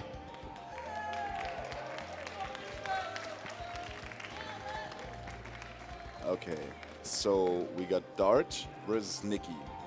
Yeah, man. I don't know how comfortable Nikki feels in a Marth matchup, but historically, Marth has a insane punish game on Fox. Yeah. But then again, Fox has an insane punish game on everybody. Oh, so yeah. I don't know what to expect. I would say that Dart is the favorite to take this, just because he is the much more seasoned veteran, the more experienced player, a player that has played billions of Foxes and has dismantled so many of them over the course of the years. And TSC Fox. Yep. And now, yeah, we have the lesser version of the Fox with Nikki and Pal. But Nikki, you know, I think he fittingly reached that round of the last 6 of the players that attended Respawn, because he is a true killer. Is. He had a loser's run that led up to this very moment. The true test of his skill. Yeah, for sure. Yeah. That's the first. That's the big wall right now. That is a big wall right now. Can he hang with the big dogs? Yeah. Can he play on par with a seasoned veteran as Dart? Or will he falter under the pressure? Let's say, I believe that Nikki might be ready, technically, but maybe mentally. It's a little bit difficult for him, you know, to be in that situation where he knows he has nothing to lose, right? Mm-hmm. He can only gain more from that. Yeah. But he expects so much more from himself than not being able to hang with the big dogs. Maybe. I don't really know Nikki, but to be honest, like, when I saw him play, I don't feel the choke. But I can't imagine him still being nervous and stuff like that. I can still imagine that. And the thing is, like, against a Marth, like, the thing can go so fast in your head. Okay, I'm good, I'm in a good position, blah, blah, blah. Oh, I get grab. No. Too late. Yeah. Yeah, Mara's punish game can really mess with you mentally, you know, because there might be a spot in the game where you might be unable to do anything of your free choice for like 10 to 15 seconds, especially if you're a space animal. But then again, let's see if Nikki can, you know. Oh, right away. So that was a choke. That was a choke moment. Ooh, goes for the double up air. Okay. Oh, right away once again. Oh, the down air. Not the choice I was expecting, but you know, we'll let Dart do what he wants to do. Looking good for him at the moment. Oh man, the Terror of Dart, they are no joke. They are no joke. Like that obby was crazy, man. Yep. Like if he had made that obby later, he wouldn't have taken the edge because Nikki would have taken it. Yep. But he did earlier just to get hit by the flame, allowing him to make another bit right after. This is some experience talking right there. So Nikki is showing more flops than I've ever seen him show. I hope he can get those flops out of his game over the course of the set, because you know, when he's on point, I think he can definitely hang with the big dogs. But maybe we're right. Maybe, you know, it is getting to his head right now. Yeah, that's some very uncharacteristic situations for Nikki right there. Have you seen him flop every single recovery ever since the game started? I don't know. I just feel like Dart making great use of his edge guard. To be honest, I don't know Nikki that much to recognize where he messed something or not. Did you see that Dart just, you know, baited Nikki to go for an onstage angle with the short hop, but then still reverted to the counter? That was so smart on his part. Yeah. Dart's a tricky player also. He's a really good and tricky player. I think that could be the stock potentially. No. Mars could edge guard, and we got Randall, but Nikki was ready for the cloud. He was looking at the clock, so oh, there's an odd number and a 4. All right, that might be my chance to edge guard him on the cloud. Counter. Yeah, once again. Taking the edge this time. He knew which angle he was about to take. He knew. So those were quick 2 minutes for the first game. Nikki didn't look too ready, you know, but maybe he can regain his composure. Maybe, you know, he can show some of the greatness of his punish game that he showed us against Levin G. True. And maybe he can really overcome Dart, who is definitely the favorite to win this. Yeah. We'll see. Now becoming Stadium, way better stage for Fox in that matchup, I would say. Though I think, you know, King likes to play that against Foxes, so Yeah, in fact, as soon as I said that, I was like, yeah, maybe not. Because like no top platform for Fox to move around, to make trouble for the Marth, to go and catch him. Okay, the lower blast zone is really cool, but the wall flat stage is really cool for Marth, actually. Yeah, I think so as well. Again, Nikki flubbing his recovery. What is up with my man? Do you need to reset your controller? Do something, Nikki. Okay. Oh, that wait for the grab. Loved it. Down the back on the side B. And he took the stock. Well, it looks quite even at the moment. Do you think Nikki's regaining his composure? I have no idea, man. I have no idea. That's possible. That is possible. You know, in that kind of matchup, anything can happen really fast. Yeah, I think so as well. In both situations, so... Yeah, as soon as Marth double jumps, like, he is basically volatile to lose, like, an entire stock right away. And as soon as Fox gets grabbed, the same thing happens. So, yeah, both of them have amazing punish games on each other. I think the neutral game is, like, super even, with Marth being able to keep out Fox very well, but Fox then again has the lasers to rack up damage. So, in case an exchange happens, Marth is not the best at crouch cancelling. Nikki's really good at all the short and... Dart has no jump. Oh, now he regained his jump. Nikki wasn't able to combo him across the entire stage. Ooh. Oh, Nikki went for an F smash right there, but Dart having like angled his up B in. Really interesting side B. How was that real like back air? How wasn't that reverse? He was like, wow. Nikki was some really tricky positioning and spacing right there. Nikki got some real good choices, and Dart also. Like that match right now is really good. It is a really good match, man. A really good match. A really good. I like that. A really good melee. I like your Visky voice. That's good. That forward tilt angle down once again. Caught Nikki off guard with his iframes right there. Ah. Okay. Oh. Nah, I was about to say Nikki might be in trouble, but yeah. Uh-oh. Juggle. Pushing him off stage, ready for the tear. Fitting it back just in case. But still in the control, Always on the center of the stage on 100%. Oh. And he falls down off the platform because of the switch of the transformation. And because of that, Nikki take back the advantage. But even then, Dart fight back. Nice. Yeah, Dart is basically still controlling center stage while Nikki is trying to, you know, get there somehow. Oh! Sweet overtake right there, assisted by the weird height of the platform. But even then, still really good. Yeah, really good. Yeah, you have to adjust your DI differently. So good stuff by Nikki. Knows all the tricks. Oh, aiming at the roll there. Ooh, Nikki wisely choosing the double jump, but I think that should be a nope. 201% still going. And missed the recovery angle. Also something that is not really, that Nikki's not really known for, but his recovery has been slacking in the game. What was that? Wasn't that just an edge out? Oh, you think so?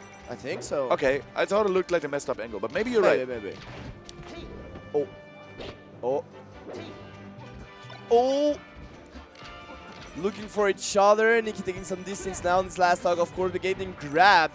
Nice get up, pushing down on the other side. Oh ho! Going for the down tilt, something that we were discussing when Ice played earlier, is a very underutilized Oh, move. that was Oh, so, yeah, no, that was that's so gotta be- sick! So Oh. sick! That was such an insane headguard right there from Dart! Wow! My God, this is some American morph right there for you, ladies and gentlemen. And he even finished it with a down air, which is the most American thing I could think of right here. My God. And like, when he missed the side B, okay, he went straight for a not B on the Fox, making him fall down, aiming at the tray to be ready to fall down with the dare. And with starting with that third game so strong once again. Dart, you're a madman. Yep, he definitely is. I'm not a betting man, but if I were, I think this is curtains for Nikki. I think Dart is using all the momentum that he had from the end of the last game to carry over into this game and really mess with Nikki as quick as he can, because he knows this momentum will ride him home the 3-0. For sure, for sure. But like, man, the positioning of Dart in general, the way he plays, all the mix-up things, like it's really good. It's really good. He's ahead, man. He's just ahead. Yeah. And with all like, I don't know, it's just so good. So with OverTriforce and Ice, we had a set that was like, we were thinking Ice was always like one small step ahead of OverTriforce, but OverTriforce could really fight back. With this set, I think, you know, it's mostly Dart's show. I think this is the Dart show, and Nikki is just the special guest for this episode. Yeah, yes it is. Oof. Ooh, okay. Nice Nasty, shot. Nice nasty. shot. But it's not over yet. It's not over yet. You never know. He can find some good old opening, some good edgeguard situation. He can manage to do that. He still can. Nothing is over yet. Like that, for instance. And like that, for instance. There we go. Yeah, Nikki is keeping it close in the stocks. And, you know, one more Gimp might be a very important thing for Nikki to consider right here. But then again, Dart is mostly positioning himself in the center of the stage, and Nikki has a really tough time getting into Dart's zone without being open up to a strong punish of Dart. Yeah, and he's just so reactive, man. He's just so reactive at what's happening on the stage. Like, Dart's crazy, man. I'm telling you, Dart's crazy. Ooh. Oh! Just sliding smoothly to the edge. What no, a my friend. swag edge hog! It was so cool. Jesus! It was so cool. Okay, let's go with the up throw. Nice mash. Yeah. Okay, making the cross up, finding the grab once again. Once again, another one. You see how he fought the spot dodge always? And okay, he just gave up. He just gave it. It was like, okay, you made a crazy edge guard once, not twice. Not one only. So, even though Dart just showed why he was the favorite to win this to begin with, give it up for your 5th place finisher, Nikki, all the way from Hannover. That was so crazy good play from Nikki during the whole tournament. I think so. Definitely deserved this place. You know, he's on the rising. He's not just like being there for a long time. He's on the rising, so it will be better and better and better. All right, so what do we got in stores next, Vision? Next up, we have Sheik versus Puff, Prince versus OverTriforce. Give it up. These guys need no further introduction. Prince is the hometown hero, the puff to end all puffs in Germany, and OverTriforce being the best Sheik Europe has ever seen. I won't say necessarily because we have Amsa And Andre? I think Andre is a level below them. Yeah, I don't know, man. I don't know. I put all the 3 on the same level, to be honest. Okay. I can see an argument for that. And you know, Puff is a really difficult matchup for Sheiks in general. Yeah, but the thing is, Yeah, who sent Prince in losers? it was OverTriforce himself. That's the thing. Prince also had trouble with Käse and Pools, who is the best German Sheik, by the way. Okay. Shoutouts to Usleon not having that title. Big shout out to you, Leon, TOing that Yeah. tournament, by the way. Big shout out. Big to shout out. him. to the entire TO team. True, true. And I think we got ourselves some hand warmers. No, they're starting right away. Right away, man. They have no time. They have All no right. time. So from Prince earlier, we saw against Timmy, he played quite passively and was able to, you know, clutch it out in the situations that it mattered in, which is really emblematic of Jigglypuff play in general, because her punish game is so strong with the rest, being able to take a stock out of like 1 or 2 hits. Well, Sheik has to fight a lot for a good punishes on Jigglypuff. And also, Jigglypuff can, you know, attempt to do rests more freely against Sheik as compared to other characters, because Sheik has not the best way to punish the rest. That is really true. That is really, really true, actually. But one thing also, like, she got all those needles, which helps her a lot in that matchup to create opening, because needle from above and then falling down fair or grab or anything is really strong in that matchup. So she definitely got tools. Also got a good down smash on the shield of Puff. Yeah. It's often shield stab the Puff, so it's really good.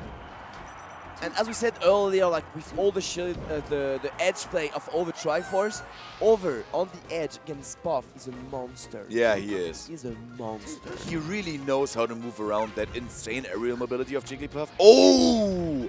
He just stopped crouching as Over was ready to grab him. Over really playing with Prince's attempts to get the crouch rest there. Yeah. Like that, for instance. I think he tried to go for a rest out of shield, but messed up his jump, you know, and then didn't drift, but roll instead. Maybe. I don't know if you can do that actually after a down smash shield. I have no idea. I have no idea. Yeah. I'm not too sure either. Ooh, but I don't think you can actually, because I know it is a really great tool from for Sheik in that matchup. The down smash on shield. Yeah. Oh! As you said, Over on the ledge against Jigglypuff, amazing. Oh! Prince going for a little bit of a cheeky rollout to regain the ledge position right there. I think OverTriforce could have just, you know, edge-shocked him, but he wasn't ready for that. Yeah. Prince messing with him, kind of trying to get in his head maybe. I don't know, man. Like, I feel like after the first set in winners, which was really hard once again for Prince, I think he's just trying new things. Yeah. Oh, that's gonna be the stock.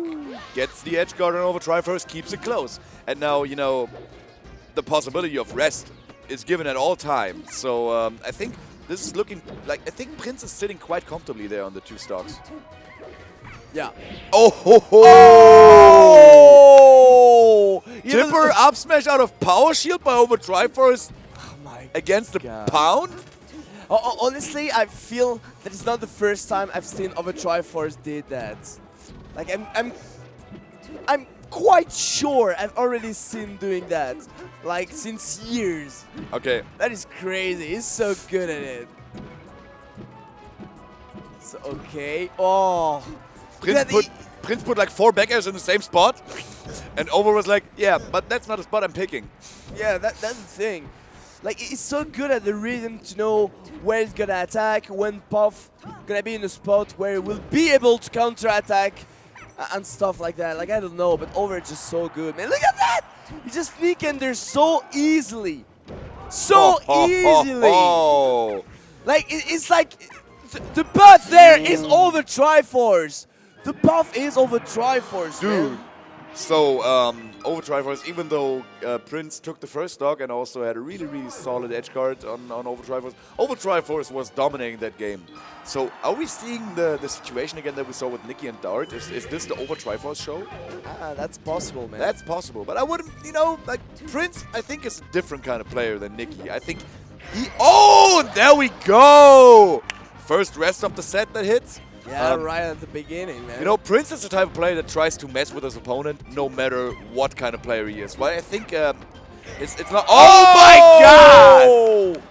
While he's not a disrespectful player, I think he tries to get inside the head of the opponent. So, you know, he's respecting the opponent, but then again, he makes it feel like he doesn't. Yeah, I can imagine that. Dude, Over already ready, man. He was already around the Puff. Yeah. Do you know how Over his tech went back in the day?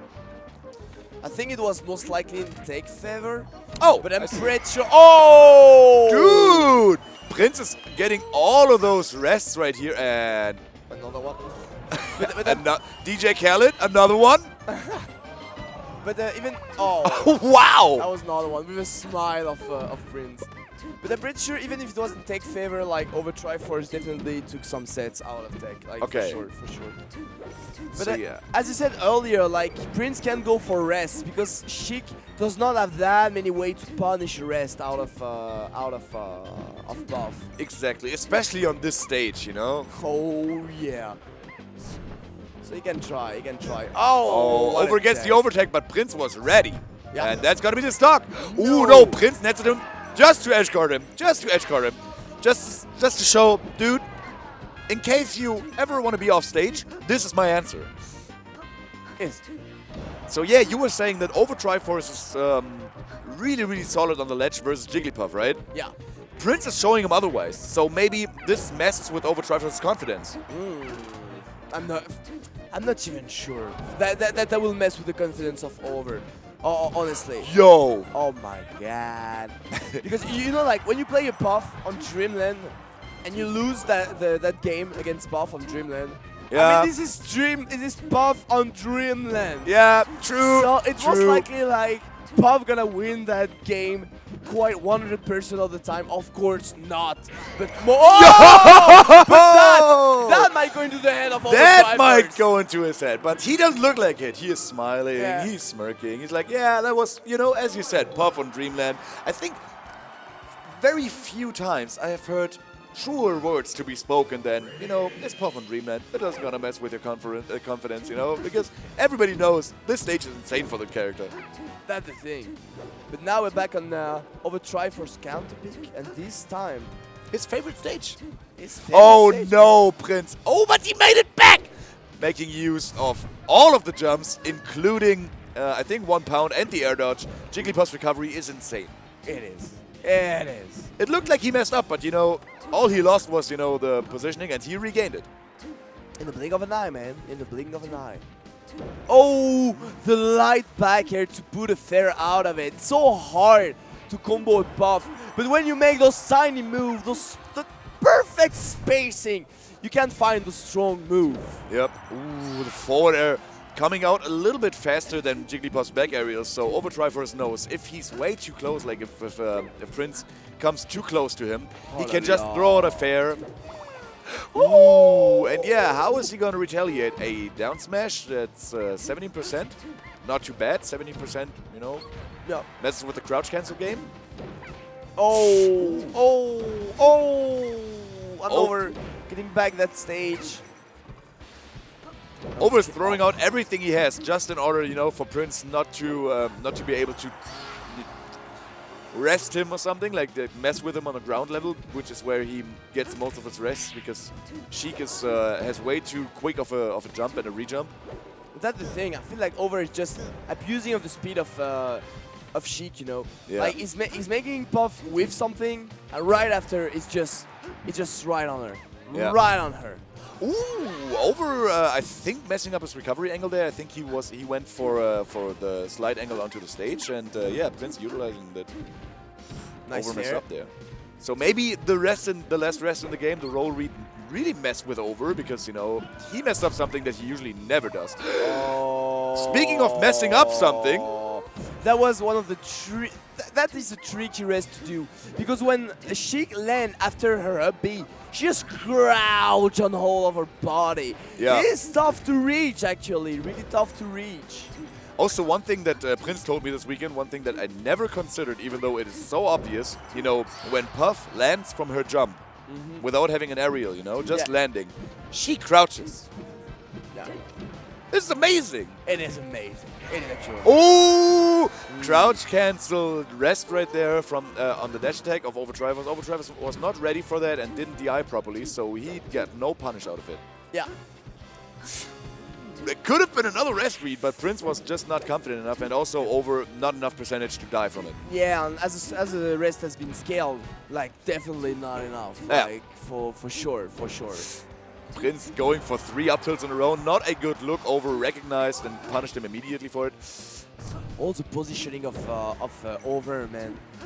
After one move, he goes for it once again. My God, on the edge game of OverTriforce. Look at the edge game of that man. Yeah, dude, this guy, he really, like, he makes so... Oh! Why not? Why not? Why not? Why not? Word.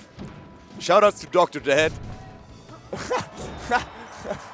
You remember that combo against Fuzziness? I think it was Beast, right? No, it was DG. Okay, my bad, my bad. It was Dr. Oh, Dad. yeah. So shoutouts to him. OverTriforce, also somebody who can utilize one of the worst moves in the game to its true and full potential. The freaking whip. Yeah, man. Jesus. So yeah, Prince is on tournament game right now. Yeah, it's gonna be tough. But there we go. Fountain of Dreams, second classic counter pick for Buff. The thing is, it's still a close stage. You're gonna survive for long, but it's not like Sheik is killing Puff by the top anyway. Yeah, exactly. Not in Pal. Yeah, not in Pal. Not in Pal. Oh. Jab F-Air. Classic Sheik thing to do. Also works amazingly well against floaties. Oh, I love the weight there. You wanted to provoke something from Prince. Was like, oh, okay. You didn't bite. I'm out. I'm out. Yeah. Oh. Over was like, but nothing happened.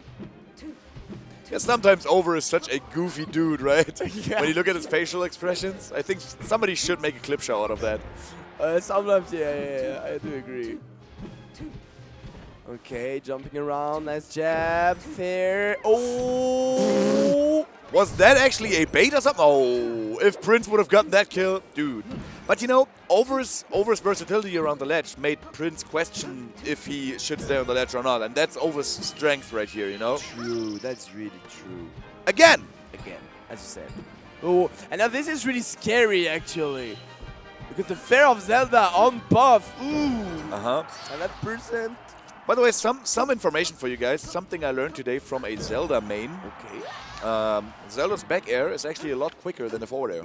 Ooh. I didn't know. I thought it were the same move, but apparently the back air is a lot quicker. Okay, good to know. Good to know, right? Yeah. Over survives the rest, so Prince not being able to close out the stocks. It could have been an even game right there. Yeah, unfortunately not. Okay, Oh, okay. the dash attack. Oh! Oh my God! Prince got that edge guard. Okay, still managed to close it up then. Okay, still push game. That could have been a rest. Ooh, that tiny way. Look at that! Above the path. Like, and the thing I love about Over is like he's never on the same level of Puff. Yeah. Or is slightly above or slightly under. Which is really where Puff shines when you're on the same level as her, because you cannot outplay her on the horizontal plane, you know? So it's really important to come from below or from above her. And dude, Prince took that stock with a solid edge guard. Yeah, man. And he's an elite now. It's looking like it's shaping out to be a Game 5 situation if Over doesn't, you know, massively outplay him anymore. Speaking of massively outplaying Prince. Woof! One stock each, one rest away. Oh! Dude, scary. This is so scary for Over. And now all the person, and with the wall of pain now. Yeah, he's keeping him out, though he doesn't have the rest setups anymore now, you know? Yeah. Oh, and that should be it. Yup, Prince takes it to Game 5 against OverTriforce. So what's left? Yoshi's Story? Yeah. Pokemon Stadium? Yeah. Potentially? Yeah. And I think Battlefield. Yeah. I think they're going to Yoshi's. Yeah, Yoshi hope, okay. But I feel Yoshi's too. Yeah. But we'll see. Like Over loves Final Destination. You might bring him to Pokemon Stadium, you know, in a sense. Yoshi's Story will help him to get those early kills. But the thing is, Over is really good at using all the space, you know, to make him whiff the buff and then going in like on Final Destination, for instance. And I felt like on the Fountain of Dreams, Prince definitely like shows he was really ready on the close quarter stage. Yeah, I like think all so. that wall of pain at the end, all that wall of back air, like Over didn't have enough space just move around and stuff like that. So, maybe Yoshi's Story might be a difficult choice then. So if Prince could, you know, still continue to wall him out and stay in the middle of the stage. Oh, But and, even then, let's go on Yoshi's story. This is still one of the worst stage of Puff. I mean, she dies so early on that stage. Also, a rest punish with an up smash is really worth something on that stage. Oh, Really true. Ooh, look at that!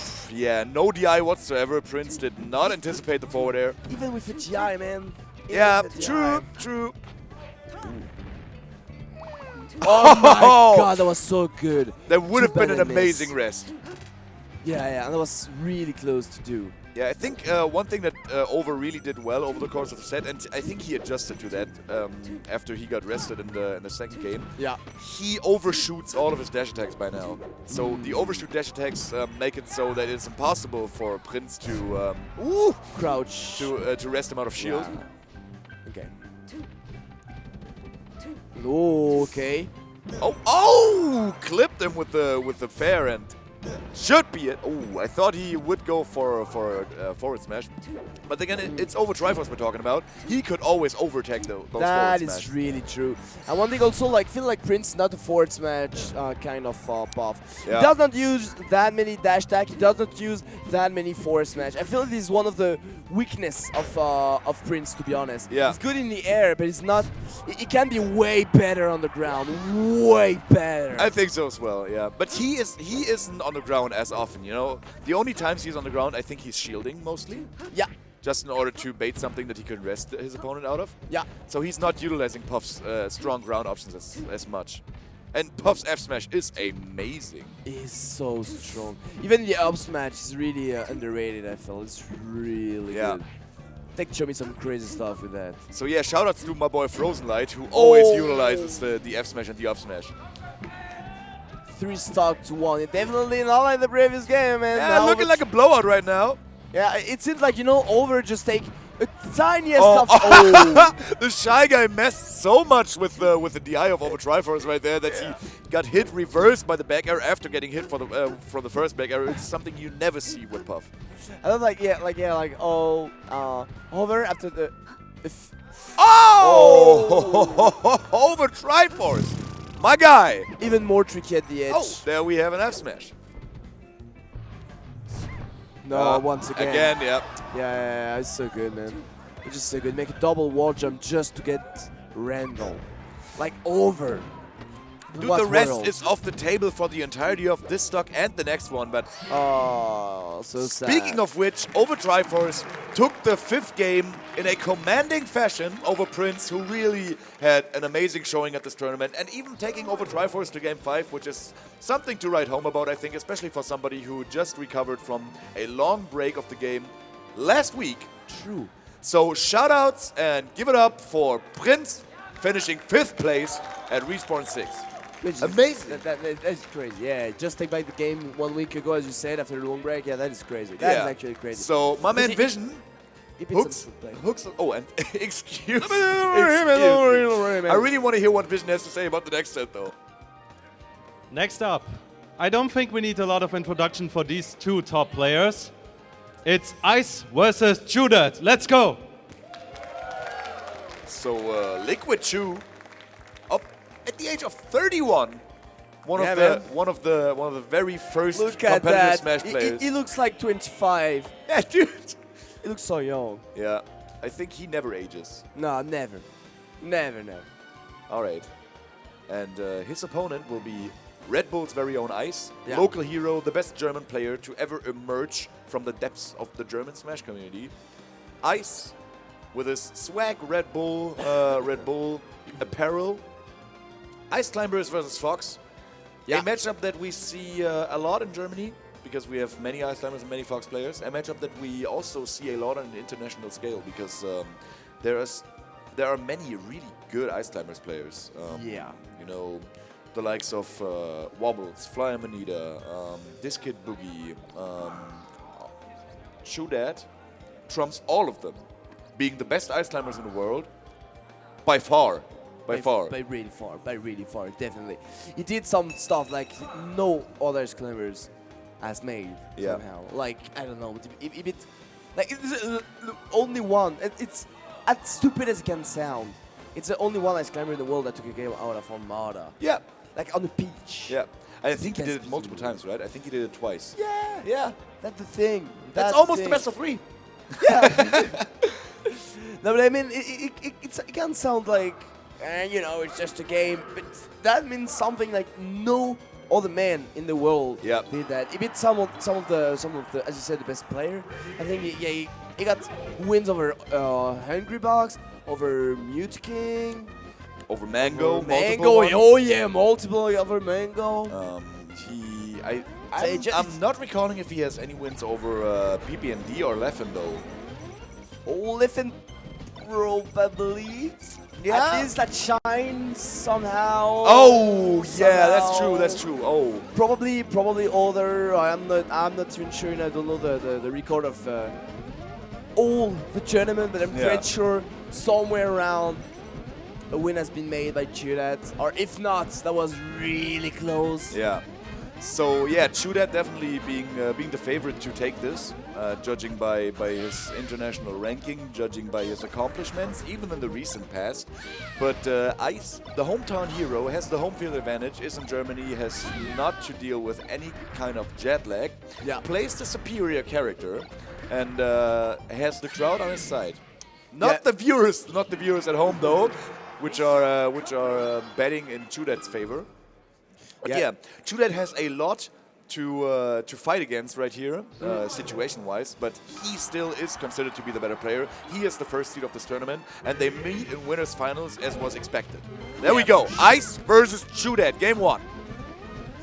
And on Dreamland, I don't know, that's a play. That's a play. Okay. On Dreamland's quite surprising, to be honest, because that lets tons of room for Fox to move around. Of course, FD has been banned. Yoshi's Story also. Thunder of Dreams, I can imagine why, but I wonder why not Battlefield, but Dreamland. I'm really surprised about that. Me too. Maybe Ice just wants to get it out of the way. I don't know. Maybe. Or maybe he's so confident in his wave shine abilities that the larger the stage, the better for him. True. Okay. But yeah, he made quick work of that Nana stock. Even though ChuDat had a tricky recovery in store for him, I still, recognized what he had to do and killed the Nana. Though, as we saw with Dart earlier in the winner's semi set that ChuDat played, ChuDat's Sopo is the true test right here. Oh yeah, he is. Because you can kill a Nana all you want, because she's just a CPU level 1 character. But the Sopo is controlled by one of the most amazing players this game has ever seen. Oh yes. By far, as you've seen, ladies and gentlemen, already the first dog by the Sopo. Yep. That's the thing, man. Ooh, that shine spike is certainly not going to be enough, but Ice was not able to continue the edge guard. A jab up smash, double jab up smash, by the way. Something we don't see that often.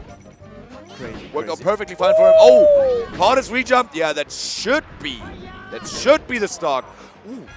It wasn't the double hammer, but yeah, anyway. Oh, that was just right away, man, right away. Unfortunate flop by Ice right there, and ChuDat making perfect use out of the situation without taking any hits, not even on the Nana. Edge guarded Ice without a double jump. Ooh, that cross up there was so sick. Spacing so well. The out of shell option of Ice Climber, that was crazy good. Yo, ChuDat anticipating that Ice will jump after the shine because he doesn't want to risk the possibility of getting grabbed. He full jump up airs out of shield and catches Ice off guard so hard with that.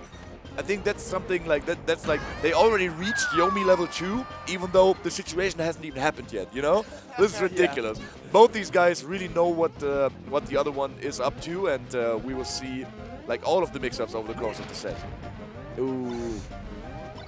Oh, missing from quite nothing. Yo, that up B was so clutch! B. Look at those two Ice Climbers making those fair in desync. Okay. Oh, nice shot on the jab. Just falling off stage, avoiding the grab thanks to that. Dude, Ice has really made his homework, right? For sure. He is not slacking in any department right now, dude. He is playing on par with rank 11, ChuDat, Liquid's very own. god. Oh, that desync was sick, man. Oh. And that GI on the down B was sick too, avoiding the forward smash. That's gonna be the stock. ChuDat Yeah. gets the grab, gets the F smash, and you know he is still in the lead. He has been in the lead ever since the beginning of the game. Even though he lost his Nana right at the beginning, he took the first stock with Sopo, right?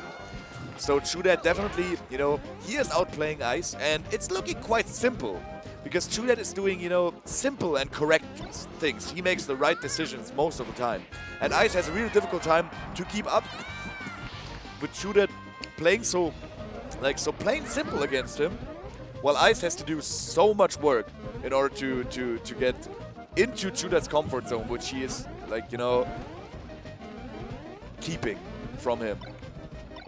He's just crazy good, man. He's just crazy good. Yeah, just crazy good. But now ChuDat gets a bit of the lead because he got all the center of the stage, all the control. Finally, Ice making some move, finding some opportunity. Maybe that's the separation that he needed now. No more Nana, and there's only a Sopo. That was important. That was really important right now. Find an up air, find the second one. So now the wobble is off the table, but oh no, that should be no. It's not. All right. Oh.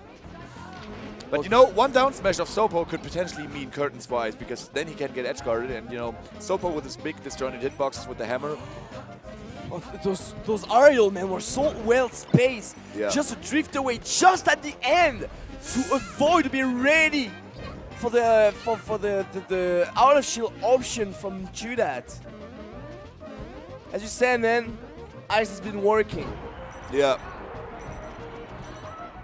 ChuDat in a tough spot right now, and Ice is going to be able to get the back air. Not closing out the stock quite, but yeah, no, that's going to be it. Yep. Ice takes the first game of ChuDat. German crowd erupts, obviously, but ChuDat, I think, was in control of the game most of the time. But Ice clutched it out in the end. Two things about Ice. Two things. First, I'm impressed by how when Ice made, I would say, technical mistake or technical positioning, just keep his calm, you know, and just wait, and accept the situation and make good choices afterwards. Okay, I messed up, never mind, I can do other things just right after. And just readapt. Many times he did so. Second thing is Fiction has been released a video recently about things about Ice Climbers. Two videos if I recall correctly. And I know for a fact that Ice has been watching those videos. I've been thinking Fiction and has been said, I've learned a lot of things. Okay. And I think he already applied those things there. Okay. Interesting side note. I didn't know about that, and thank you very much, Fiction. As a long-time Ice fan and supporter, I thank you very much for making it possible for Ice to not the lead out of ChuDat, but you know, you can never count ChuDat out. We are on Final Destination, which is his favorite stage. It is, historically speaking, the best stage that Ice Climbers have, because there's no platforms to hide from, and Ice Climbers have the best momentum out of like on the ground level, because they have amazing wave dashing capabilities, and you know, they want to get a grab, and you get grabs on the ground. You cannot jump and grab, you get grabs on the ground. That's what Ice Climbers want to do. Look at that smash GI on the down B! Like that is crazy. It's even if he wants to go on the down B just to make another recovery safer. ChuDat is just keeping on juggling him with up aerials up until he kills him. Wow. Ice Climber's up aerial, obviously an amazing move. It comes out really quick, it is a little bit disjointed, and it has deceptively much knockback. And yeah, Ice is really, he's being kept out of center stage right there by ChuDat, and ChuDat makes quick work of the stock with the retreating back aerial, catching Ice off guard to try to ledge dash onto the stage, and then just F smash him. Oh, that could have been a grab! But Ice moving away. I missed it from quite nothing, but he had to rush. I mean, ChuDat was coming by behind. ChuDat was hit out of the Nana box. Unfortunate stuff for him, but he is still in the lead technically, judging by the percentage right here. And he looked very much dominating over the entirety of the game, which is expected from his counter pick. What are those up B? What is that new thing? Wow. What is that new technology? That new madness? The up B to avoid to miss up the timing and stuff like that. You So want to good. catch me on the ground, I'll be just both you. Crazy Yeah. new technology right there. It's a really creative way to deal with ice climbers wanting to stay on the ground too much. It is almost like you have like a little platform with hitboxes around you, you know, just out of reach of the ice climbers, and Ice is utilizing it very, very well. But ChuDat is trying to keep him out with short up back airs, and Ice, you know, is hesitant to approach. Wisely so. Oh la la la la la la, Ice! But yeah, all the pressure that Ice is putting onto the climbers, really, Nana has to falter at some point. But ChuDat, Sopo, never to underestimate. But in a really tricky spot right now. Dude, ChuDat's use of the back air of the ice climbers is so amazing. Ice has such a difficult time spacing around it. Nice smash DR right there. Oh, Jumping, and he gets the up air. Ice takes the second game off of ChuDat, is up 2-0 in the winners finals right now.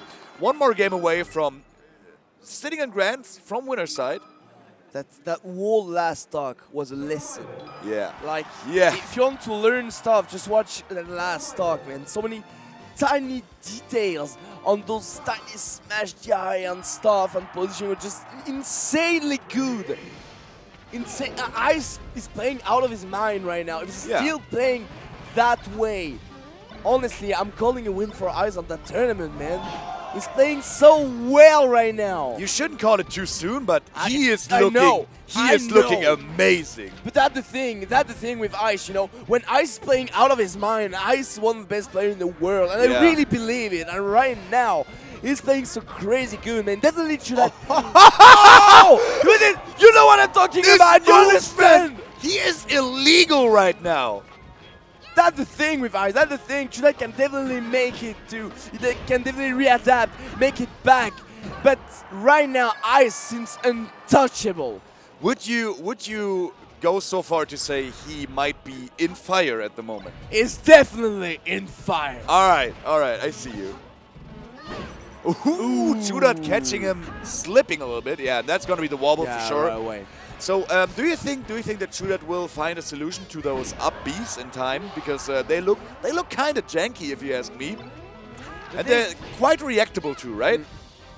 The thing is, I feel like sometimes Ice is using it, like, you know, on a last moment situation, I would say. So it's really tough to predict that. But it's most likely like if ChuDat. Oh, good call. Good Ice call. not getting the smash DI correctly there. Yeah. Nikki is cringing in the crowd right now. It's most likely like if ChuDat wants to catch him in the air or if he wants to catch him on the ground. I feel. So I don't know if he's gonna catch the up B, but just like, will he be in the air or will he land? Yeah. So yeah, the up B has 4 frames of landing leg, which is the usual landing leg that you have. Oh, and that's gonna be the wobble. So the up B has the amount of frames that you have from normal like landing without doing any aerials or something. So that is quite good.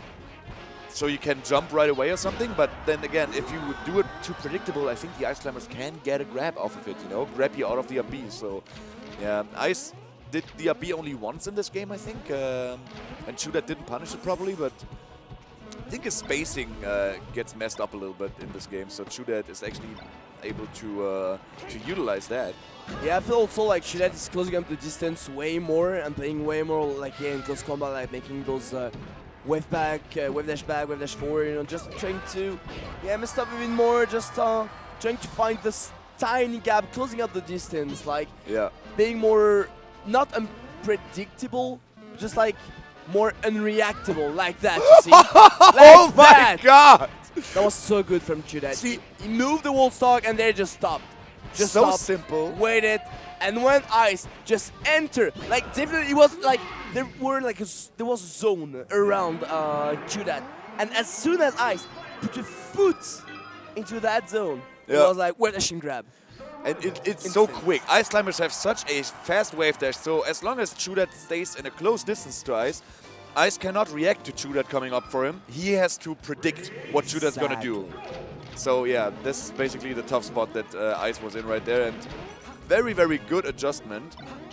Yeah, but now we're on Pokemon Stadium, so one tiny platform that's gonna help a lot. Oh, all those side Bs still together. Oh, the jab! The jab was so important. I'm not sure because they were still far. We just, just keep Nana out of the range of the up B, or just like busy to not getting caught by the up B of Purple. That's crazy. So yeah, Goon Stadium, low ceiling, gonna be get some early kill sometimes up smash or up air if you get the opportunity to. Wild stage, gonna just move around platform, gonna force ChuDat to jump. Cool stage. Also quite the good stage for Ice Climbers, but I think it's definitely in Fox's favor in this situation. Yeah, I would say so. It's gonna be the Nana, and ChuDat wisely not going to save Nana, but trying to hit Ice out of his edge guard on Nana, and he got the down smash, but Ice got out of the situation. Yeah. So yeah, good for Ice. Oh. Okay. Ooh, that backer was crucial. Can he close out the star? Oh, Ice with the drift. Oh, that was so good by ChuDat, but Ice still caught him on the tree. Landed a little bit too far in. That up B. Now Ice is reverting to the same tactic that ChuDat just did, with recovering on the other side of the tree, recognizing that the other character can reach him in time. What was that up air? Yeah, it's gonna be the stock. Oh, yeah, for sure. Sweeping the floor with a double hammer down smash. Yeah, one stock in not that much of a lead. Oh, that's gonna be a grab! One stock in not that much of a lead! What an amazing setup for the wobble. It was, man. That's the thing with ChuDat. That's the thing. Liquid Chew. You closing out the stocks right now. You can't let your guard down for 1 second against that as climber. You can't. You just can't. Yeah, exactly. Oh, ho, ho, ho. Unfortunately for ChuDat, Nana was too far away, but he got a really, really weird grab right there. ChuDat was ready for the up B. See, that's what we were talking about on the Pokemon Stadium game. On the Final Destination game, the second one. Oh, and that should be the stock, right? Oh, the Arduino angle. The mango. Oh, the 4 now. Man, it's just knowing where it's gonna land like every time. No more Nana now, so it's more, I feel, comfortable now. Still high percent, so any move can take the stock out. Good lord. Yo, that Shine Spike is gonna make quick work out of the Sopo stock. One more stock to go for Ice to secure a spot in Grand Finals, but ChuDat definitely is looking like he is looking forward to a Game 5 situation. Oh. Gets the Nana kill! So if you want that Game 5 situation, that's gonna be your Sopo against my Fox. Let's go, man. Yeah, that must be Fly Amanita level of Sopo skill right now. Oh yeah, man. And the stage transformation definitely not for ChuDat right now. What a clutch down air for Chu! Yeah. I think this transformation is also not too good for ChuDat, because I think all the transformations are bad for Sopo. That is true. Oh, another one of those clutch down airs. When will Ice adapt to them? Oh. 4TL, but the dash attack missed the short up ever maybe, I'm not sure. Yeah, I think he missed the short up. Oh, that's gonna be it. Ice takes it over ChuDat 3-1 in winners finals. ChuDat made some great adjustments because the first 2 games were looking so much more dominant. So if ChuDat makes it to grand finals to face off against Ice, which is, I think he has to play the winner of OverTriforce and Dart in order to get there. If he makes it there, I think his adjustments look very well in the 2 games. I think it was just too little too late. Yeah. But he strikes me as a player who never forgets your habits, Yeah. So maybe he can turn it around and reset the bracket if he makes it that far. Maybe one of the next 2 players, though, will take his chance from a rematch against Ice. Take it away, Vision. Let's go. These players are already right in front of me. They are ready. Give it up for Dart and Over. That is a lousy crowd reaction. Would you guys please give it up for Over and Dart? There we go.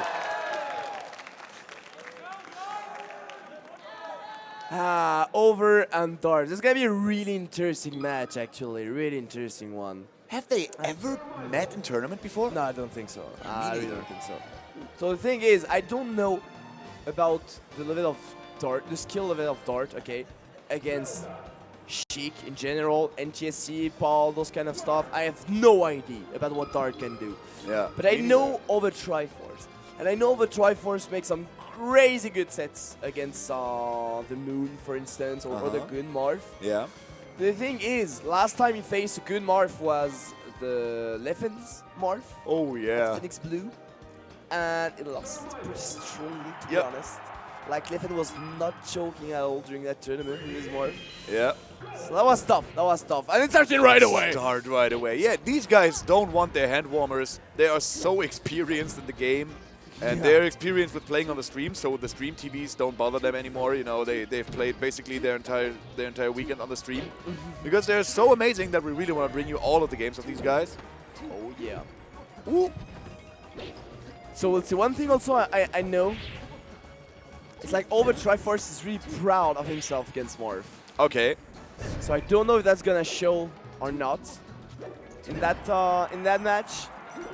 But I know, like OverTriforce. He's confident in his skill level against Marth, and I guess that back air showed it. My man. Oh, Dart? That there was sexy, Dart. Oh. Yo! Dart is utilizing everything that he's learned from Pal so far. He's so good with those up B on the center of the stage, man. Just like, it's crazy. When he can make an up B to push his opponent off stage, he's doing it. Like, even in the air. Oh! Over snacks that stock. Wow, what a gimp. 46% edge shock. Dart was not ready. I think like he recognized that he messed up and he's like, come, I gotta be really early now. And Over made work of it. Okay. One grab, not the second one though. Ooh. Crouch cancel grab? Yeah, it was really nice by Dart. Recognizing the situation there. Nice roll after the jump, taking back the center there. Oh, that pivot F smash cheaper. Yeah, that should be it. That closes out the stock. Wow. Right away, man, right away. OverTriforce gets away with transforming it back into Sheik every single time. Yes. Dude, most players I've seen play against him like have such a difficult time punishing it properly.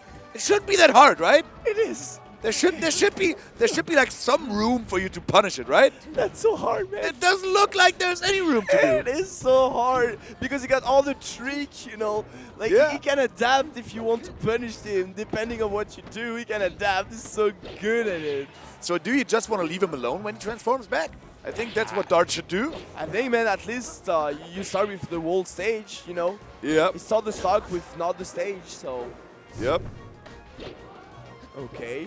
Oh, too close for the fair and for they getting grabbed there. Tiny retreat, nice dash tag, up air light. Oh, wise choice.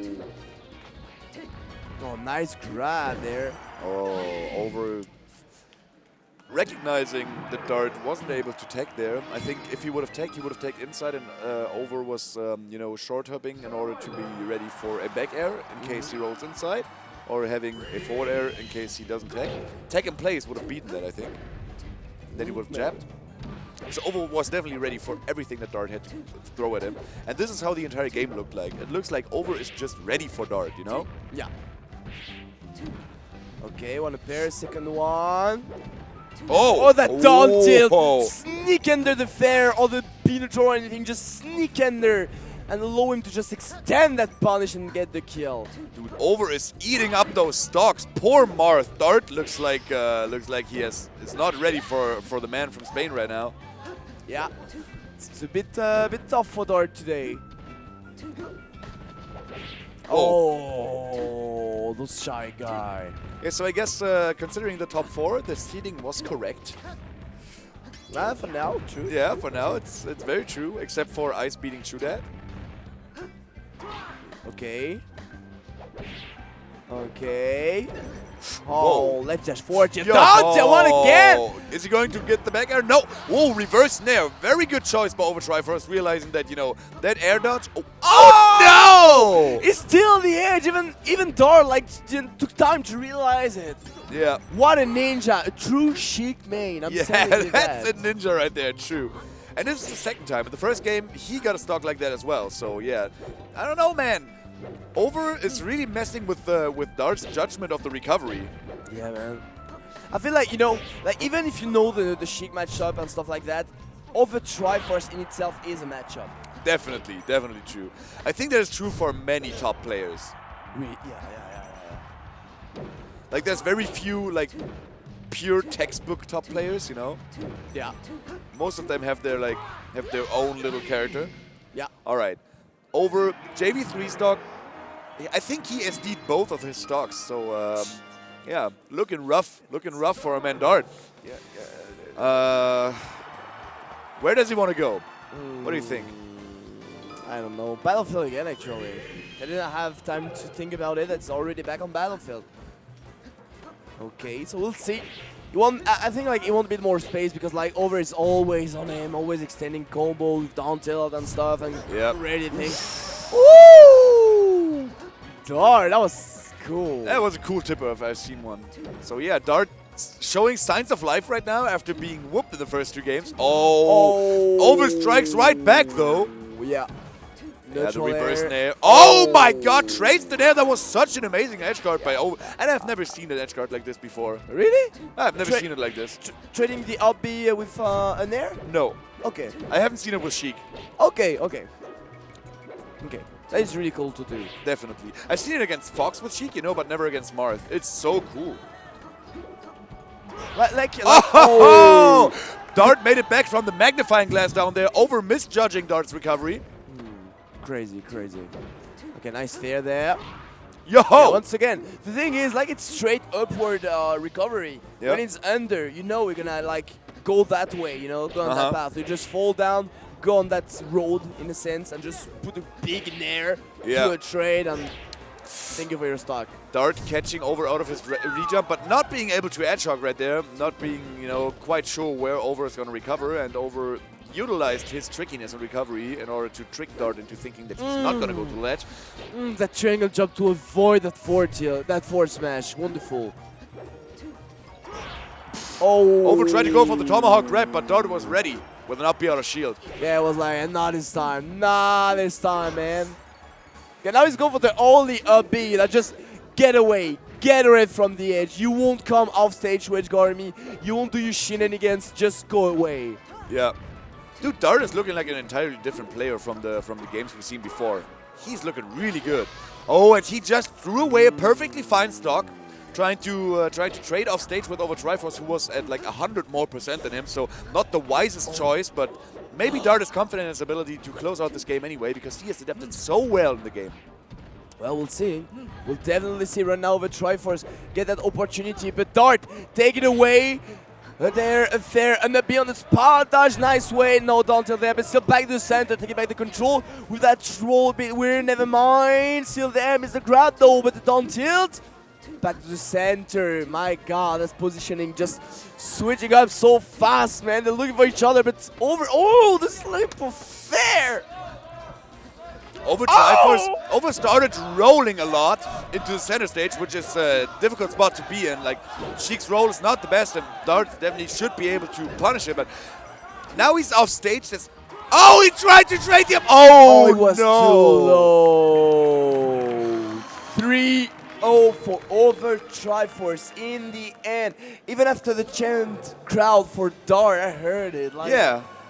Dart adapted really well in the last game, but that was crazy. Just like with Chuber's Eyes, it was too little too late. Yeah, unfortunately, yeah. But to be honest, I know Dart will be in Europe for a long time now, and I'm really looking forward. Yeah, for several years, I heard. Encounters. Oh, definitely. This gonna be insanely good to watch. If that was the first time Dart needed to discover OverTriforce. Yep. What is an OverTriforce? OverTriforce is this, man. Yeah, he's an enigma though. But now he knows. Yeah. And he'll be ready. I think Dart definitely. Give it up for Dart, by the way, making 4th place at Respawn 6. I think he will like revolutionize the top players in Europe. You know, he is like one more added to the bunch, straight out of the US. Speaking of straight out of the US, Vision, take it away. Who is our next guest on the stage? Straight out of the US, we have ChuDat versus OverTriforce. Give it up!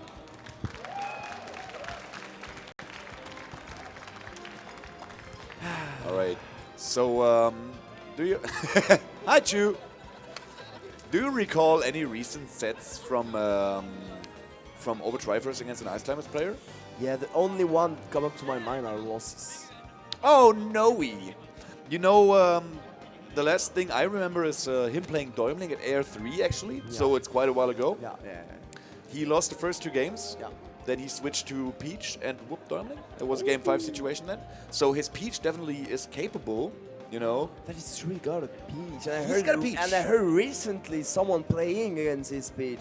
So yeah, that might be a solution that he picked. Yeah, his Peach. possibly. But then again, ChuDat doesn't shy away from the Peaches too much. He beats Mewtwo King's Peach, for example, which is a secondary Peach of a sort of Sheik main. Yeah. So, I don't know. I think ChuDat's got the Peach matchup down to a science, being the only Ice Climbers player ever to be able to take games off Armada. This is a guy that, you know, you don't easily counterpick your Peach against. Oh, no. If you want to beat you, just play your best and play your main and play it at your best. I think so as well, yeah. Because they'll be ready for anything you got. I think character counterpicks on a very top level are a little bit of a difficult thing because mostly you play the player versus player matchup anyway, you know. I think character counterpicks aren't as important, but there's some exceptions to that. But you know, Levin, for example, will always play Fox against everybody, you know. Yeah. Mango plays Fox and Falco depending on who he's playing against. Yeah. But well, we'll see. We'll see what's gonna happen right now in between those two. But I think OverTriforce not really comfortable against Ice Climbers, but we'll see into that loser final. Yep. The winner gets a shot at Ice, which ChuDat already had, and OverTriforce as well. So both of them, yeah, Darkin didn't get to play Ice at all. So yeah, Oh, true, both of them this already set. played Ice. Ice demolished both of them, sort of. And now they're fighting for the run back. Yeah. Nana already dead, but Chu, you know, Ice Climbers have the Sopo chain throw on Sheik with the down throw up until a substantial amount of percent. Oh, what a down tilt there. That's gonna be Nice the stock. OverTriforce took the first stock of Chu after Chu had a really confident start in the game. And now it looks basically even. Yeah. Oh, okay, interesting. And the fair protected. Interesting. Okay. Oh, fair pushing way down smash. Tried to separate each other, but they roll with Nana and he was ready to make that down smash. But Nana Was still a dead. tumble. Yeah, but is that worth it? Is that worth your stock? Oh! Over knew. He just knew. There was nowhere to go for ChuDat. He charged his up smash, and the tipper up smash had Dynasty.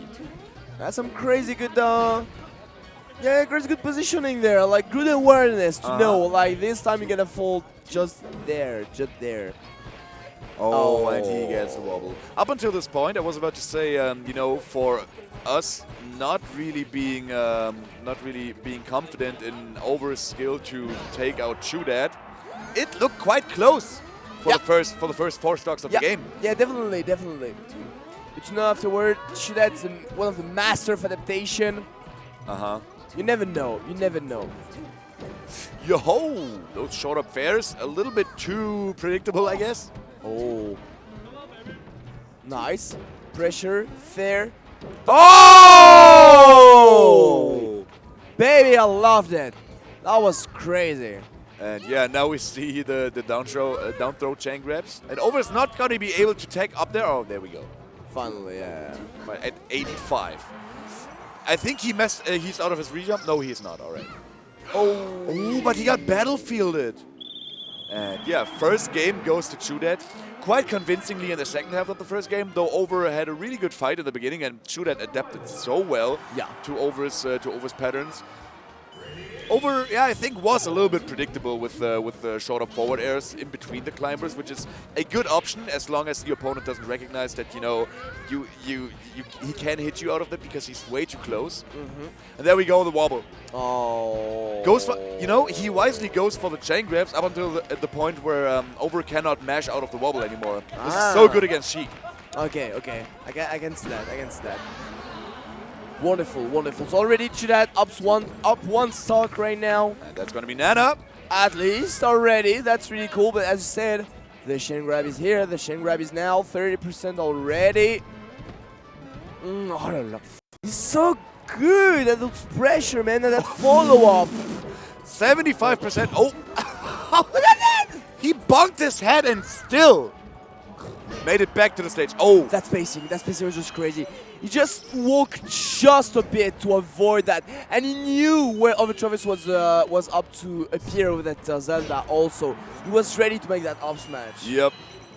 All right, there we go with Zelda. And yeah, Chu knew there was no way, there's no angle that Zelda could do to. Oh my God! Yeah, that was honestly that was real by Over to make it that close to the Yeah. edge. Usually when he tried to come back, you know, he gained some distance to Zelda and then he switched to Sheik. But there was really close. Yeah, he definitely caught him off guard. Over wasn't ready for that back air.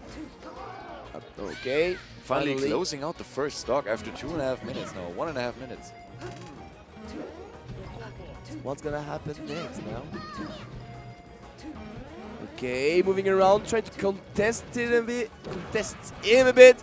Ooh, smash Jai up on the down B, but ChuDat was already ready for that. He saw like the shit going upward. He was like, oh man, you're gonna jump afterwards. Already on the platform.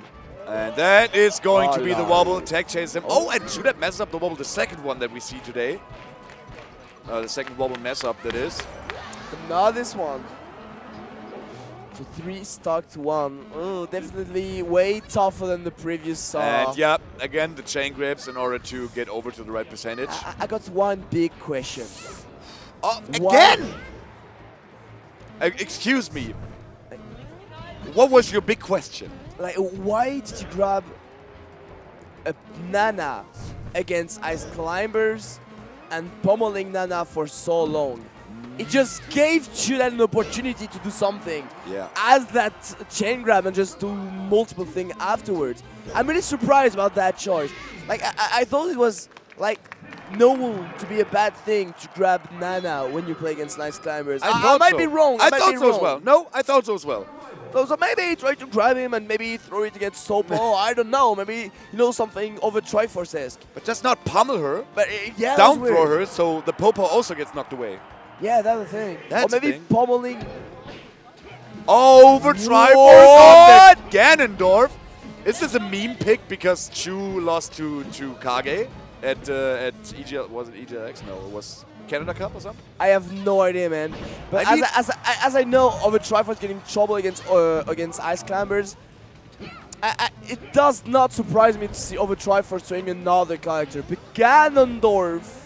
This is the last resort situation for him. You know, he's down 2 games. It is losers bracket. He has no more games to give. Yeah. If not now, then when? And you know, he never wants to go home after this tournament in a 3rd place finish and say, what if?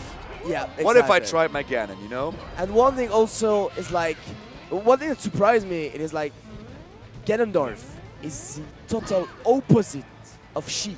Yep. Even lore-wise. Like, I'm so confused. But Ganon is amazing versus Ice Climbers. That is really true, though. Is ChuDat ready for OverTriforce Ganondorf? And is OverTriforce Ganondorf ready for a tournament top 3?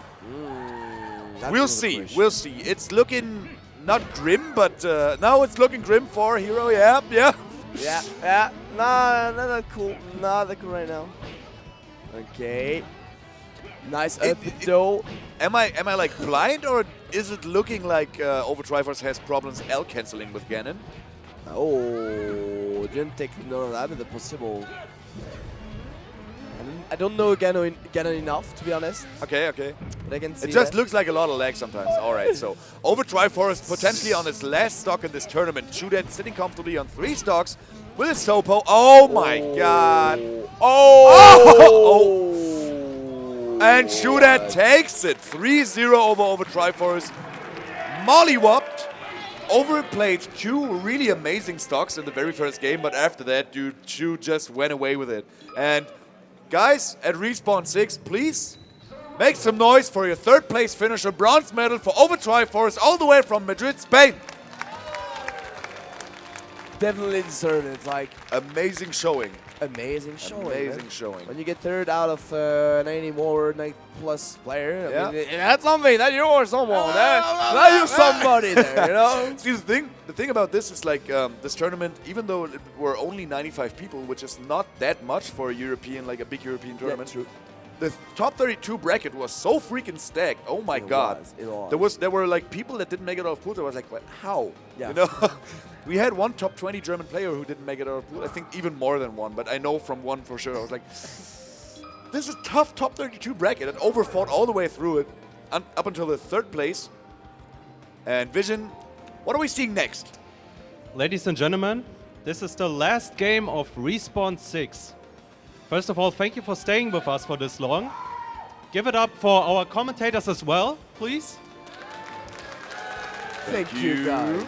We love you. We love you. We love you. And now we have grand finals. It's Red Bull Ice versus Liquid ChuDat. Let's go! So we have both the guys that won the doubles tournament together now pitted against each other in the grand final. I think it is the expected outcome of the tournament, even though it wasn't expected for ChuDat to start from losers. But the grand final was set from the beginning to be Ice versus ChuDat, and it turned out the way it was supposed to.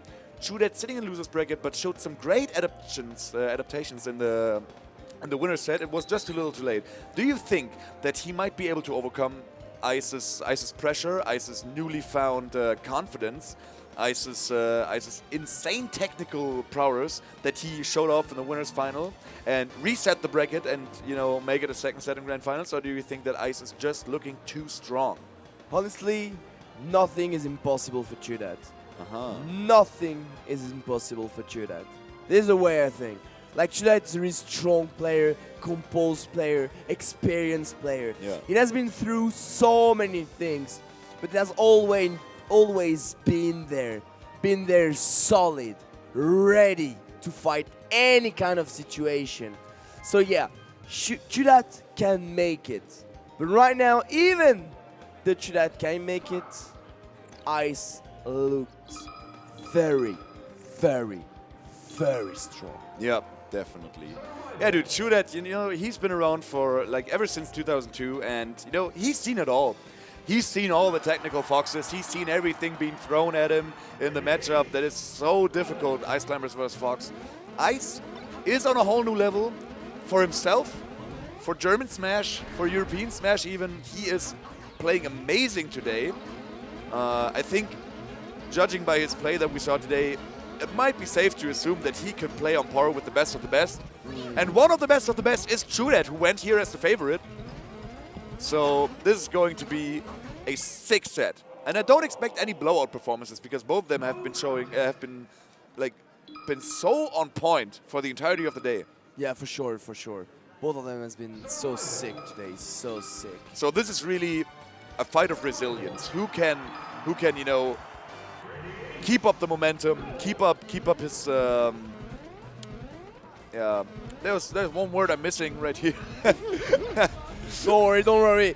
There we go, ladies and gentlemen, for that grand finals. Ice, Red Bull Ice against Liquid ChuDat. Let's go! Oh. Ooh, Ice trying to chase the Sopo, but oh my god, what a weird, like, rando grab. Ice just landed in Chu's arms, letting Chu the first stock of the grand final. Yeah, right Sitting away, at only man. 27% with a Sopo, but I think Nana has quite a bit more. Oh, okay, right away. Yo. Oh, nice Yeah, down. Nana's out of the Nana box. The shine was just so Now so she's back good. in. The shine right after the dare was really cool, just pushing the Sopo aside. Yeah. And now Ice is camping on the platforms, trying to find his way in, but ChuDat was ready for that. That shot on back air is really good, actually. Like, really safe in a sense, because really fast, you know? And if Fox decided to come at that moment, boom, he just stopped him. Yeah. If it doesn't want to come, never mind. Yeah. If it's just turning again, then it'll be just safe on my ground. So yeah, really cool, really nice. Like, also, combined with the insane wave dash, which is super quick and super far by the Ice Climbers, it is very difficult to judge where the back air exactly is going to be, because you can wave dash and then back air, you know? True. So yeah, there's a lot of possibilities and a lot of variants for the Ice Climbers if they're throwing out the back air to keep center stage. So Ice, even though he's trying to approach from the platforms, has a difficult time maneuvering around it. And yet ChuDat just sitting there saying, you know, you gotta come at me. And you better do. Oh, la, la, And Ice does, and he gets wobbled right away. Still a full stock lead for Liquid Chu. Okay, once again, playing around the platform, waiting a bit. It's like Chu is inviting him. Yeah. I can come to the ground, my friend. I won't hurt you, you know. And Come, I won't hurt you. This must be really messing with one's mindset, you know? Yeah. Because if he's just, he's sitting there saying like, come over to me, I'm doing nothing, I'm waiting for you, and I'm ready for everything that you can throw at me. And ChuDat has shown this to be true up until this point, you know? Yeah, so that's true. I hope this is not messing with Ice's head, but if so, I hope he's able to overcome that. Yeah, there's one thing where Chu is really good at. Even then, Ice took that star really nicely. But yeah, one thing that Chu is so good at is just sometimes he does not move like that. And Ice also doesn't It's just move. ready to anything. It looks like a silly exchange, but this is really psychological pressure that is being put up by both these players right there. And I think, you know, Chu has been on the upper end of the psychological edge game right here.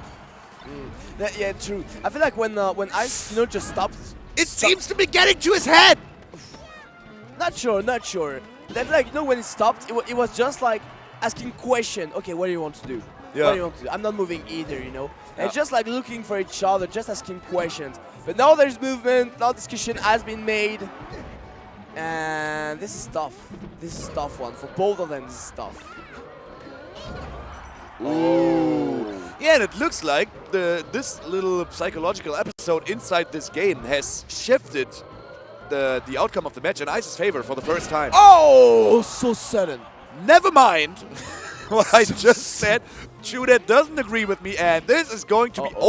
Oh, yeah. Jab reset, wobble. All right. First game goes to Liquid ChuDat if he doesn't mess it up. Yeah, you never know. You never know.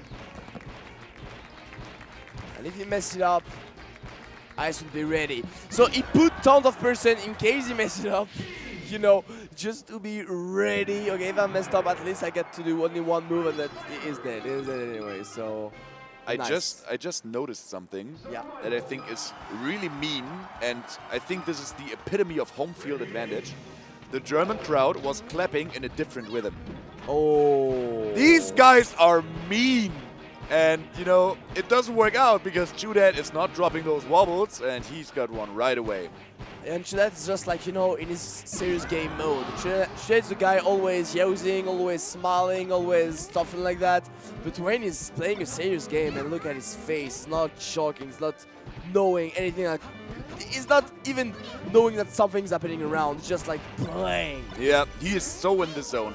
Dude, ChuDat's game face is one of the most stone cold in the entirety of the Smash community. Yeah, that is scary. Which is really weird judging by the character that he has shown to be. He is such a silly dude, right? Yeah, He's like a funny, silly dude, and he's always got a joke up his sleeve. And when you watch his game face, it's an entirely different human being all of a sudden. It is. And he is looking quite good in the second game already. Yeah, not a wobble, man. Not a wobble on the country pick of Ice. Yeah, that's not a good start at all. Not a good start at all. But we've seen some crazy comeback that has been made in a short period of time against that in that matchup by Fox against Ice Climbers. A few shine, a few follow-up that can be it. Already a stock. The second can be done in a blink of an eye. In a blink of an eye. He can take that second stock and closing it up. But It's a very tough spot to be in for the Ice Climbers there, but if ChuDat gets the grab, and this is meaning Ice messing up once. Oh my goodness! But it wasn't enough. It wasn't enough. Ice. It was a lot of damage, but he didn't accomplish anything really. You know?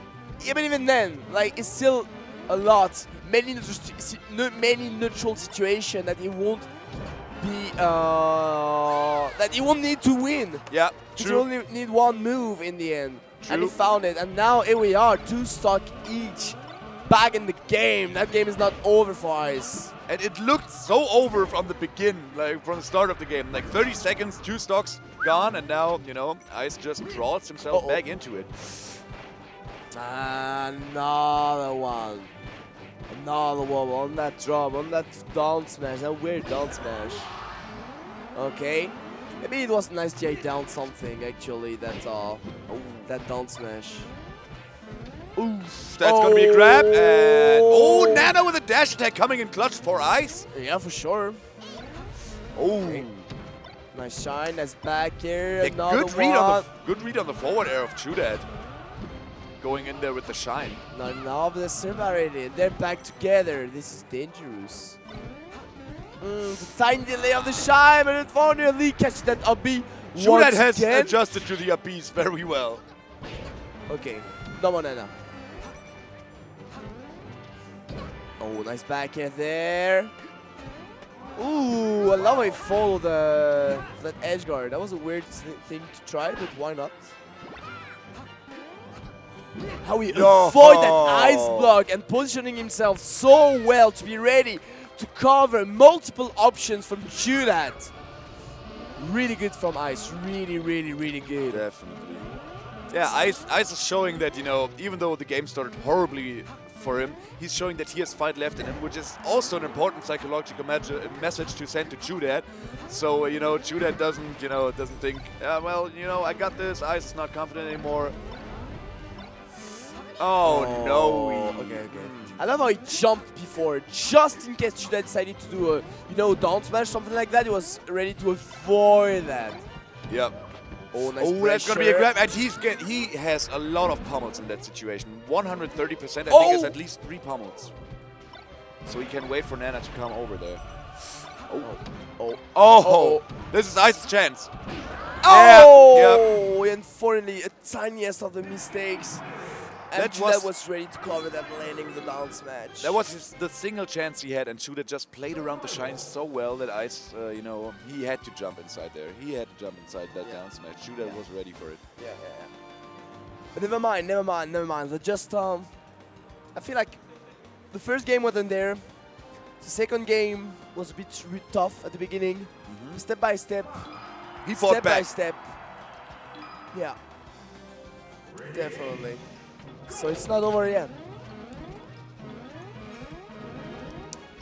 So yeah, another shot at Pokemon Stadium. And yeah, nice this time around right doesn't get tech trapped by the down smash. Nana grabs. Nah. Oh, the roll on the stage was very unfortunate. I don't know if it was a messed up ledge dash. I don't know, man. Or maybe it was just a bad reflex. Sometimes you need to mix up, I guess. Yeah. Sometimes it works, sometimes it don't. This time, yeah, it really doesn't. Fortunate stuff there for Ice, but yeah, ChuDat has looking dominant in this first set. Wow. Has been looking dominant in this first set of grand finals. Is what I was about to say. Definitely not looking like the winner final there. Nope. Definitely not. So do you think Ice is just burned out, too exhausted from the tournament? Nah, I don't believe so. Because his tech is on point, right? I think he's just lacking in ideas, and Chu has all the solutions to whatever Ice is throwing at him. Yeah. It's looking completely different. Oh, sweet down tilt right there. Closing out the stock right away, so yeah, it's not that big of a difference, 15%. I think you can work with that. Basically even the game. Whoa. Smashed you on the jab, dude. Ooh, wait, oh! Not sure if that was an up smash or a shot up air as usual, you know. But love the fact that just making it whiff and just fall down right after. Ooh. Uh-oh. Okay, the windmill. Oh, yeah, ChuDat was ready. Okay. Playing on the platform there, catching finally. Yo, that was so clutch. Ah, that's gonna be Nana. So yeah, at the moment in the set, this is more looking like the Ice that lost to Army and this kid Boogie at Genesis. I think it was Genesis, and not looking like the ice that, you know, completely dismantled players like ChuDat at 1 Evo, for example. Or just the previous set. yeah, or ChuDat in the previous set. But he is fighting back, and I think he's slowly but surely regaining his composure and his momentum and his stance in the matchup, because ChuDat, honestly, you know, he has been in the lead for most of the time in the game, and Ice, you know, he's thinking of some new ways to break that big ice block that is Chu. Oh, once again, I feel like he's ready to make those tiny stuff, you know, to react in between 2 actions. But I feel like he's not reacting in between those 2 actions. I just get caught afterwards. It means input that lead to a grab, something like that. It's a bit weird, like, you know, like an Ice J down to shine or something to stop it. Just Ice J down, but no shine or anything, and then you get grab. Yeah. Something like that. That's going to be Nana, though. So this is the second to last Nana in the game, potentially. If ChuDat doesn't win it right away, which he looks like he's doing. And is it the bracket reset? We got the reset. ChuDat taking it 3-0 confidently over Ice in the first set of Grand Finals. Now, are we going to see another rock, paper, scissors? Yeah. And ChuDat won again. Okay. The rock, paper, scissors game is strong with this one. Yeah. So we'll see. We'll see where we're gonna go. Again, first set was Dreamland. Yeah. This set was Battlefield, if I recall correctly. And this set will be Battlefield again. Okay. So let's go, ladies and gentlemen. True last set of that tournament, of that Respawn 6. Second Grand Finals between Red Bull Ice and Liquid ChuDat. Let's go. And with the weight, Ice breaking the ice. So what does that do with Ice's mentality, getting whooped 3-0 like that? I mean, he fought back, but, you know, the bigger picture is that he got demolished, you know? Like 3-0, ChuDat looked confident most of the time, and now ChuDat is trying to play with him again by not moving, you know, by just standing there saying, dude, no matter what you're gonna do, you know? Oh la la, this is sending a strong message. Oh, good recovery by Ice, though. The thing is, maybe now it's a wake-up call, you know, for Ice. Okay, now the party is over. This is second, the second set of Grand Finals. It's time to get really serious. Yeah. Ooh, he tried to give Nana the weak nair in order to combo her, but it doesn't work. Oh, la, oh la, my la, God! La, la. What a fade! That was completely incredible. Edge guarding Nana with the shine, ready to just stop Sobo right away with that up B. Bringing him on the top platform and killing him with that up smash right after. What a moment. Amazing. So what I've been thinking, right? ChuDat is just standing there in the middle, waiting for Ice to come over to him. Yeah. Ice, in I think 100% of the cases in this game so far, has approached him with drill to shine, and then tried to, you know, get something out of the drill shine when ChuDat is out of his position on the ledge. Why shouldn't he just stay in the middle and wait for ChuDat to come to him, because this is the situation you want to be in, instead of risking getting edge guarded, you know, by the ledge from like some janky Nana get-up attack from ledge or something. Because he's not getting too much out of the out of following him around on the ledge. Because I feel like you need to move with Fox. Okay, yeah. You can't be on one spot. I feel like he risks way more stuff by staying on the ground and not moving than moving around and getting hit and sitting off stage, or at least in the air. Okay, I can see that. And Ice is definitely a moving player. Oh yeah, also. You know, he's not like Cactua. Cactua was like the epitome of like the non-moving Fox. But every single action he took was amazing, so it didn't matter too much. But Ice definitely a mover. His movement is illegal at times. Yeah. That's what they say. Oh yeah, man. Definitely. So okay. In this situation, you know, ChuDat, he wants to keep center stage, right? This is his plan. Apparently, it looks like too simple and too janky to be true, but this is really solid play by ChuDat, actually. The thing is, sorry, go for it. Yeah. Okay. So my thought is, should Ice approach him from in front of him or from behind him? Because in front of him, he risks getting wave dash down smash. Behind him, he risks getting wave dash back aired. That's what ChuDat's going for, right? He covers the above zone with the up aerial and covers everything else on the ground level with like back air or down smash. Yeah. How should Ice approach him? I don't know, man. It's so difficult. Like, be close enough for ChuDat to do something, but far away to avoid it and then react to that. Like that jump, for instance, was just perfect. You know, forcing Chu to pick the wrong choice and then attacking. I guess something like that. Yeah. You know, man. It's looking good so far. And also, one trick that Ice kept kept safe from ChuDat over the entirety of the last set, his down tilts, man. He shield pokes Nana with down tilts all the time just to kill her off the top. He didn't do that in the last set. I think that's like either something he just remembered or something like he kept from ChuDat, you know? Yeah, true. But it was a bit off also on his spacing on the shield or stuff like that. So we'll see. We'll see. Right now, we're gonna see probably if ChuDat finish that 12-ball, a one-stock match on that first game of that set. And now Ice all of a sudden is standing on the ground level shooting lasers at ChuDat, which I think is it is the right choice, like game plan wise, but other than that, it is super dangerous for him to be on the same horizontal plane as the Ice Climbers. Because nobody moves around like this vertical plane in their little zone like them. They are amazing at, you know, just moving over small distances in a really quick burst. Ooh, That back was so cool, actually. No, I felt it was really cool because it was in shield, just under aim. You know, you could just like, it was a nice slide, nice angle, nice drift away the dagger. So I don't know. It definitely looked cool. Okay. Oh, scary, both of them on their last stock. You don't want to make any mistake. But now, because of that up air, he forced Ice to land that side platform. He knew 100% you're gonna land there. I can waveland safely, cover your tech, and take the first game. There was no way he would have survived that. ChuDat just made the right call and, you know, could cover the entirety of the platform. Yeah, Ice was doomed in that situation. Nana is still in the Nana box. She will act. Okay, but Ice, you know, preferably chose Sopo there to combo.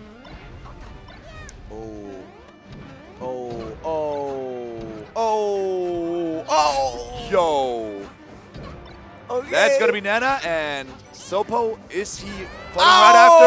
Yep. What a wall, what a wall. Second hit up air, the meanie. We call it the meanie. Oh, this is so difficult. Yep, that should be the stock. Man. Back and forth, man, back and forth. You take my stock, I'll take yours. No problem for that. Yep. Oh, gotta be both climbers dead because he separated them. There was no way they could recover together. So yeah, no chance for ChuDat to survive that. So, you know, Ice Climbers basically win most of their stocks with just one interaction that nets them a grab, right? I mean, but why did that? I'm sorry, but why did that game? Another stock might just be away right now. Yeah. Let's go stock after stock after stock after stock. What is that? What is that? Exactly what I'm asking. What the hell is this game? Both of them woke up. There's no more top platform to camp, so they have to interact more than on Battlefield, right? Yeah, that's true. And that's how both of them are losing their stock so quickly, because, you know, more interaction leads to more situations where, you know, you potentially get yourself into dangerous territory. Be it off stage as the Ice Climbers getting shine spiked by a Fox, or be it Fox being in the middle of the stage getting grabbed by an Ice Climbers that just tricked you into thinking that you could approach them. Oh, wow!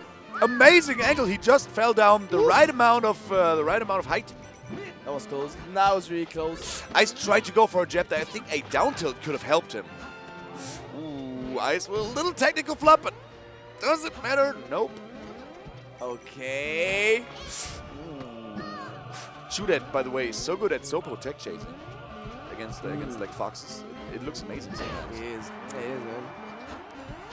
Oh, that nair this time. He used the nair. And Ice in the lead. But a very volatile one. Oh yeah, one move, one tiniest of the mistake. And again, then yep. That was one of the tiniest mistakes I've seen in a while. Nana wasn't even there. But it doesn't matter at 100. You get like 3 or 4 pummels. And there we go, one stock match again in between those two. All the game are close right now, man. Like the previous one, this one is tied. Yep. These guys are playing like they're playing on par. It just seems like, oh my god, they're playing on par. You know, they're playing like back and forth for the entirety of the grand final set right now. Yeah. It just seems like ChuDat has a small edge, and I wonder where that slight edge that he has comes from. Is it his experience? Is it like the fact that he looks so comfortable just standing around there on ice, you know, asking himself how to approach, and then if he fails, if that messes up with him like psychologically? Because both of these guys like are not flubbing too much. Yeah. It's not that they're nervous or that they're you know, having like sweaty fingers, like butter fingers or anything. Ice taking game 2. Let's go, let's go. I don't know. I feel like they're really like I feel like win a final, Ice destroyed ChuDat. Yeah. Except one game. Yeah. First set of grand final, that was ChuDat set. Uh-huh. 100%. This one felt really, really again close. messed with his tech.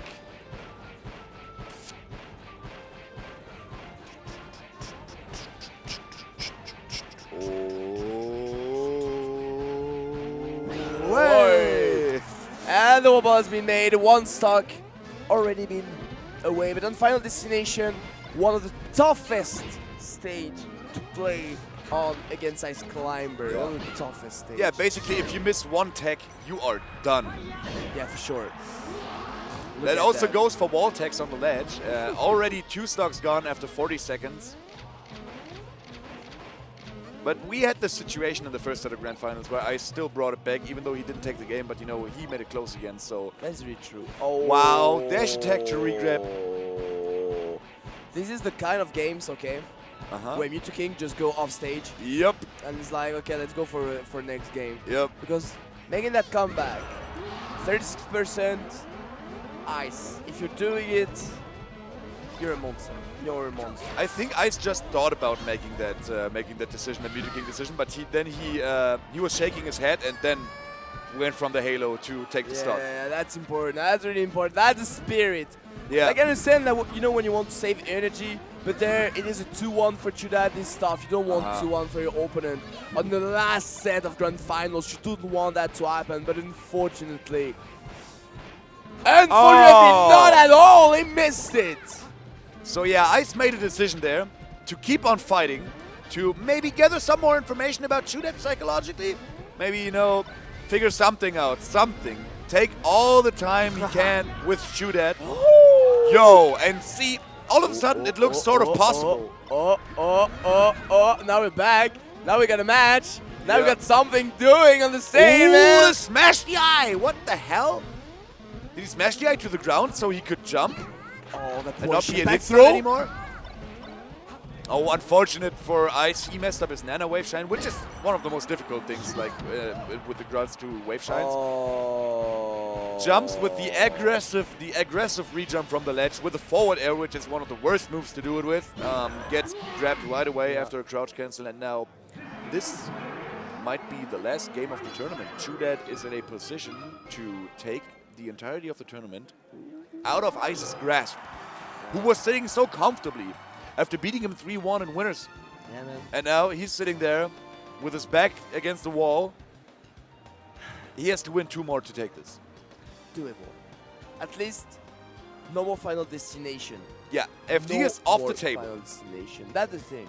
That is a thing. We go to Yoshi's. Interesting choice. He saw like, you know, stadium worked out for him.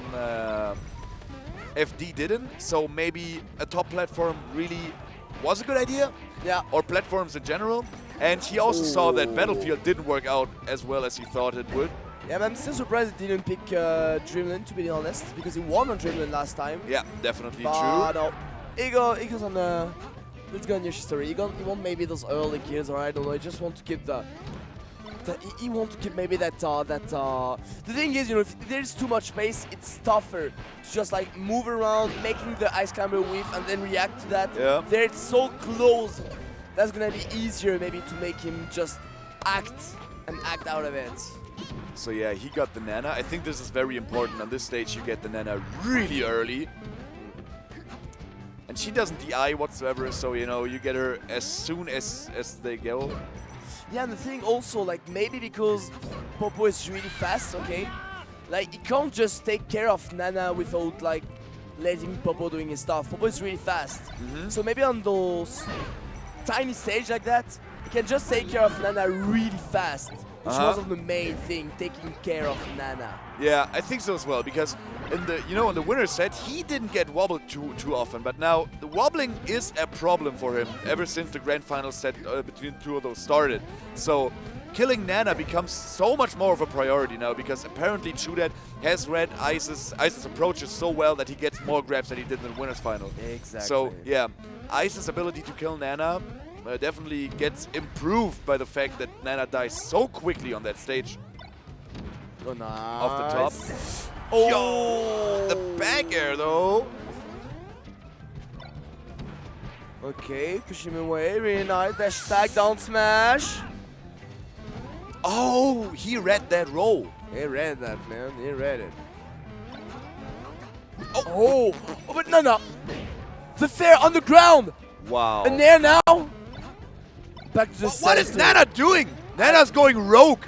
I don't know, man. Finally, she synced again, but it was looking like she played a very different game. Maybe she was trying like the Ice Climber's target test, you know? How about to be independent now? Oh! And now this could be Ice's final stock in the tournament. We've seen nearly a good start of the comeback from Ice at the previous game. Yeah. So you never know what can happen right now. You never know. And he had one more stock to come back from in the last game. So maybe, you know, maybe this is still possible. Maybe he can take Chu all the way to game 5 of Grand Final Set 2. But man, I don't know, Chu is looking pretty solid right now. Oh, and she's getting all the reads. Oof. Nice. Power shield was so important. Yeah. Oh, and that's gonna be Popo. Okay. 2 stock left. 2 stock left to make that comeback happen. 2 stock left. Moving Ice is the around. hometown hero. He is who the people want to see win. That's gotta be Nana. Oh. But sitting at 52, that's difficult. Okay, nice back air. Oh, unfortunate stuff for Ice, and yeah, getting hit by another down smash right there doesn't, you know, help his case. But Oh, that has been 2 out of 3. Okay. 2 out of 3 stock has been taken. is One it gonna last. be game 5? Oh no! Uh-oh. That's gonna be it. Oh. ChuDat takes respawn 6 over Ice.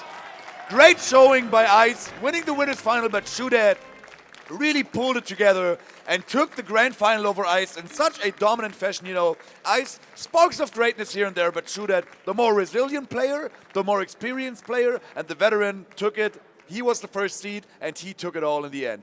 Shoutouts and congratulations, and kudos to Ice for taking 2nd place. Please, guys. Red Bull Ice taking 2nd place. Amazing performance, taking a set of one of the best players on Earth. And big congratulations to ChuDat for taking the tournament, guys. Good job. And now I think, if I'm not mistaken, our man Vision on the stage will interview the players from the stage. So I think we are signing off for now. And yeah, goodbye, guys. All right. Did you all enjoy Respawn 6? All right, now we'll have the winners ceremony. Let's bring the top 5 to the stage. Can I have, well, Ice and ChuDat already on the stage. Can I please have Prince on the stage? And I actually have to check who else it is. Dart, of course. And OverTriforce, please. And Nikki.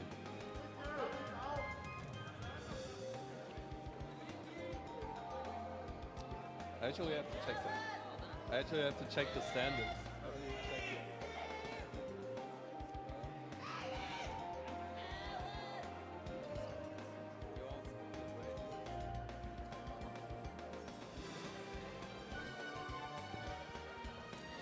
All right, first of all, the 2 5th places.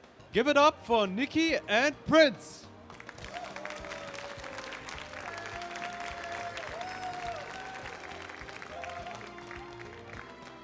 And on 4th place, can I hear a loud crowd for Dart?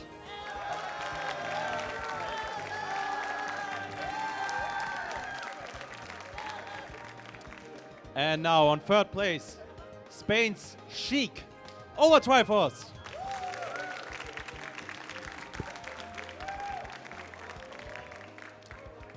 Yeah, come on, more hype, it's OverTriforce.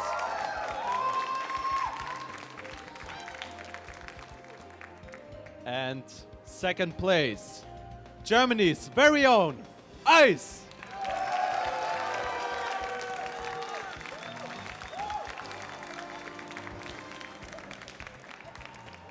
And the first seed made first place. Give it up for Team Liquid's ChuDat.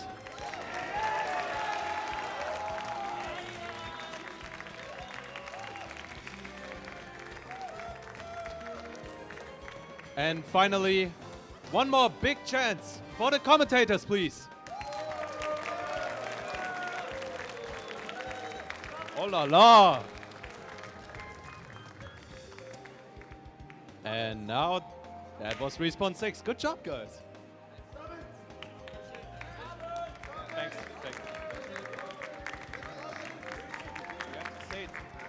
And a big shout out to the announcer, Vision. Woo! Good shit, man.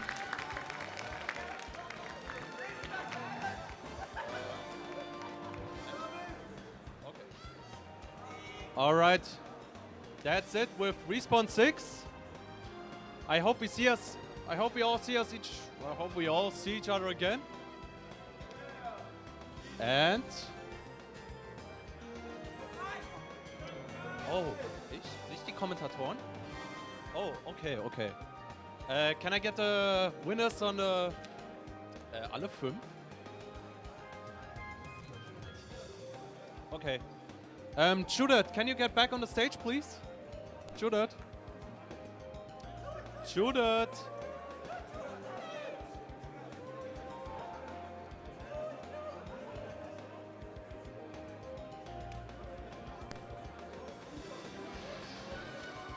What's up, ChuDat? Hey, can we get a big yes for that win? Yes! All right, ChuDat. How did you enjoy Germany and Respawn 6? Dude, I love Germany. I love Respawn 6. You guys held a great event. Who do you think was your hardest opponent to beat? Obviously, Ice. Ice beat me in winners finals, so that's obviously the #1 person to beat here. He's the best in Germany. Top 3 in Europe, probably. He's really, really good. Let's all give it up for Ice once more. That was a great showing. All right, ChuDat. What are your next plans for when you get back to America? My next plans is to go to Australia. I'm going to set up a donation drive to go to BAM 9, which is going to happen in May. Hopefully I can go. I'm like 50% of the way there. So yeah, I'm probably going to go to Australia. It's going to be fun. Man, get hyped for that. Also, check out his stream. And now I want to interview Ice. Ice, can you get back on the stage, please?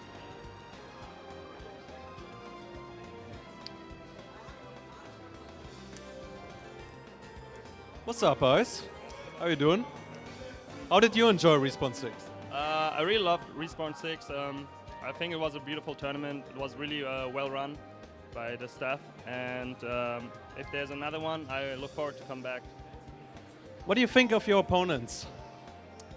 They're amazing. Good games to all my opponents. It was a real challenge, no matter if I won or lost. And I really appreciate the competitive spirit out of all my opponents. Yeah, you heard it. Ice. Now that you're sponsored by Red Bull, what are your next plans? I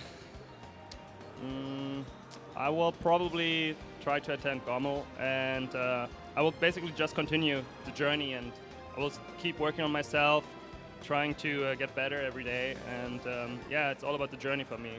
So, if I may ask, what are your plans for doubles now? I don't have a static teammate yet, but I'm planning to team with Slim Shady eventually. We have a really big potential, but I think we still need a lot of practice, so I look forward to it. For international tournaments, I'm pretty much open to team with whoever. I really enjoyed teaming with ChuDat. He's an amazing teammate. I really liked how vocal he was about what I should look for, like in neutral and stuff. So we were basically talking while playing. I really enjoyed that, and I didn't feel pressured when he did that. So I'm pretty much open to team with whoever, as long as there's like some chemistry going on. That's great. I love great synergy when people are teaming together. And now I'm gonna say one more thing. Smash Summit. Opting in? Yeah, I opted into Smash Summit. I decided to do that because my friends were talking me into it, and I wasn't really sure if I should do it or not. But I want to use it in a way that no matter if I make it in or not, I try to cope with the pressure that comes with it and all the stress. And because it shouldn't really matter, and I will still try my best regardless to make it in. So I will try to stream, like even with shitty internet and stuff like that, you know. But yeah, it's all about trying, you know, because if you don't try, you're already lost. That's the spirit that we all should keep. Quick question, ChuDat, are you opting in for Summit too? Oh man, let's go, let's go. So, ChuDat and Ice opting in for Summit, don't forget it. And I think that's it, actually. Good shit, man. Give it up for Ice.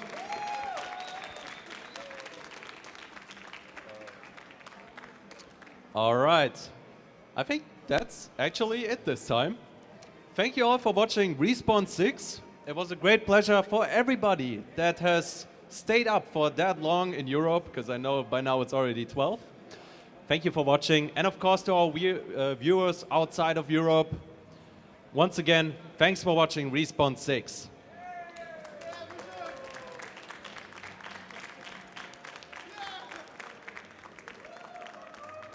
See you all next time. That's it.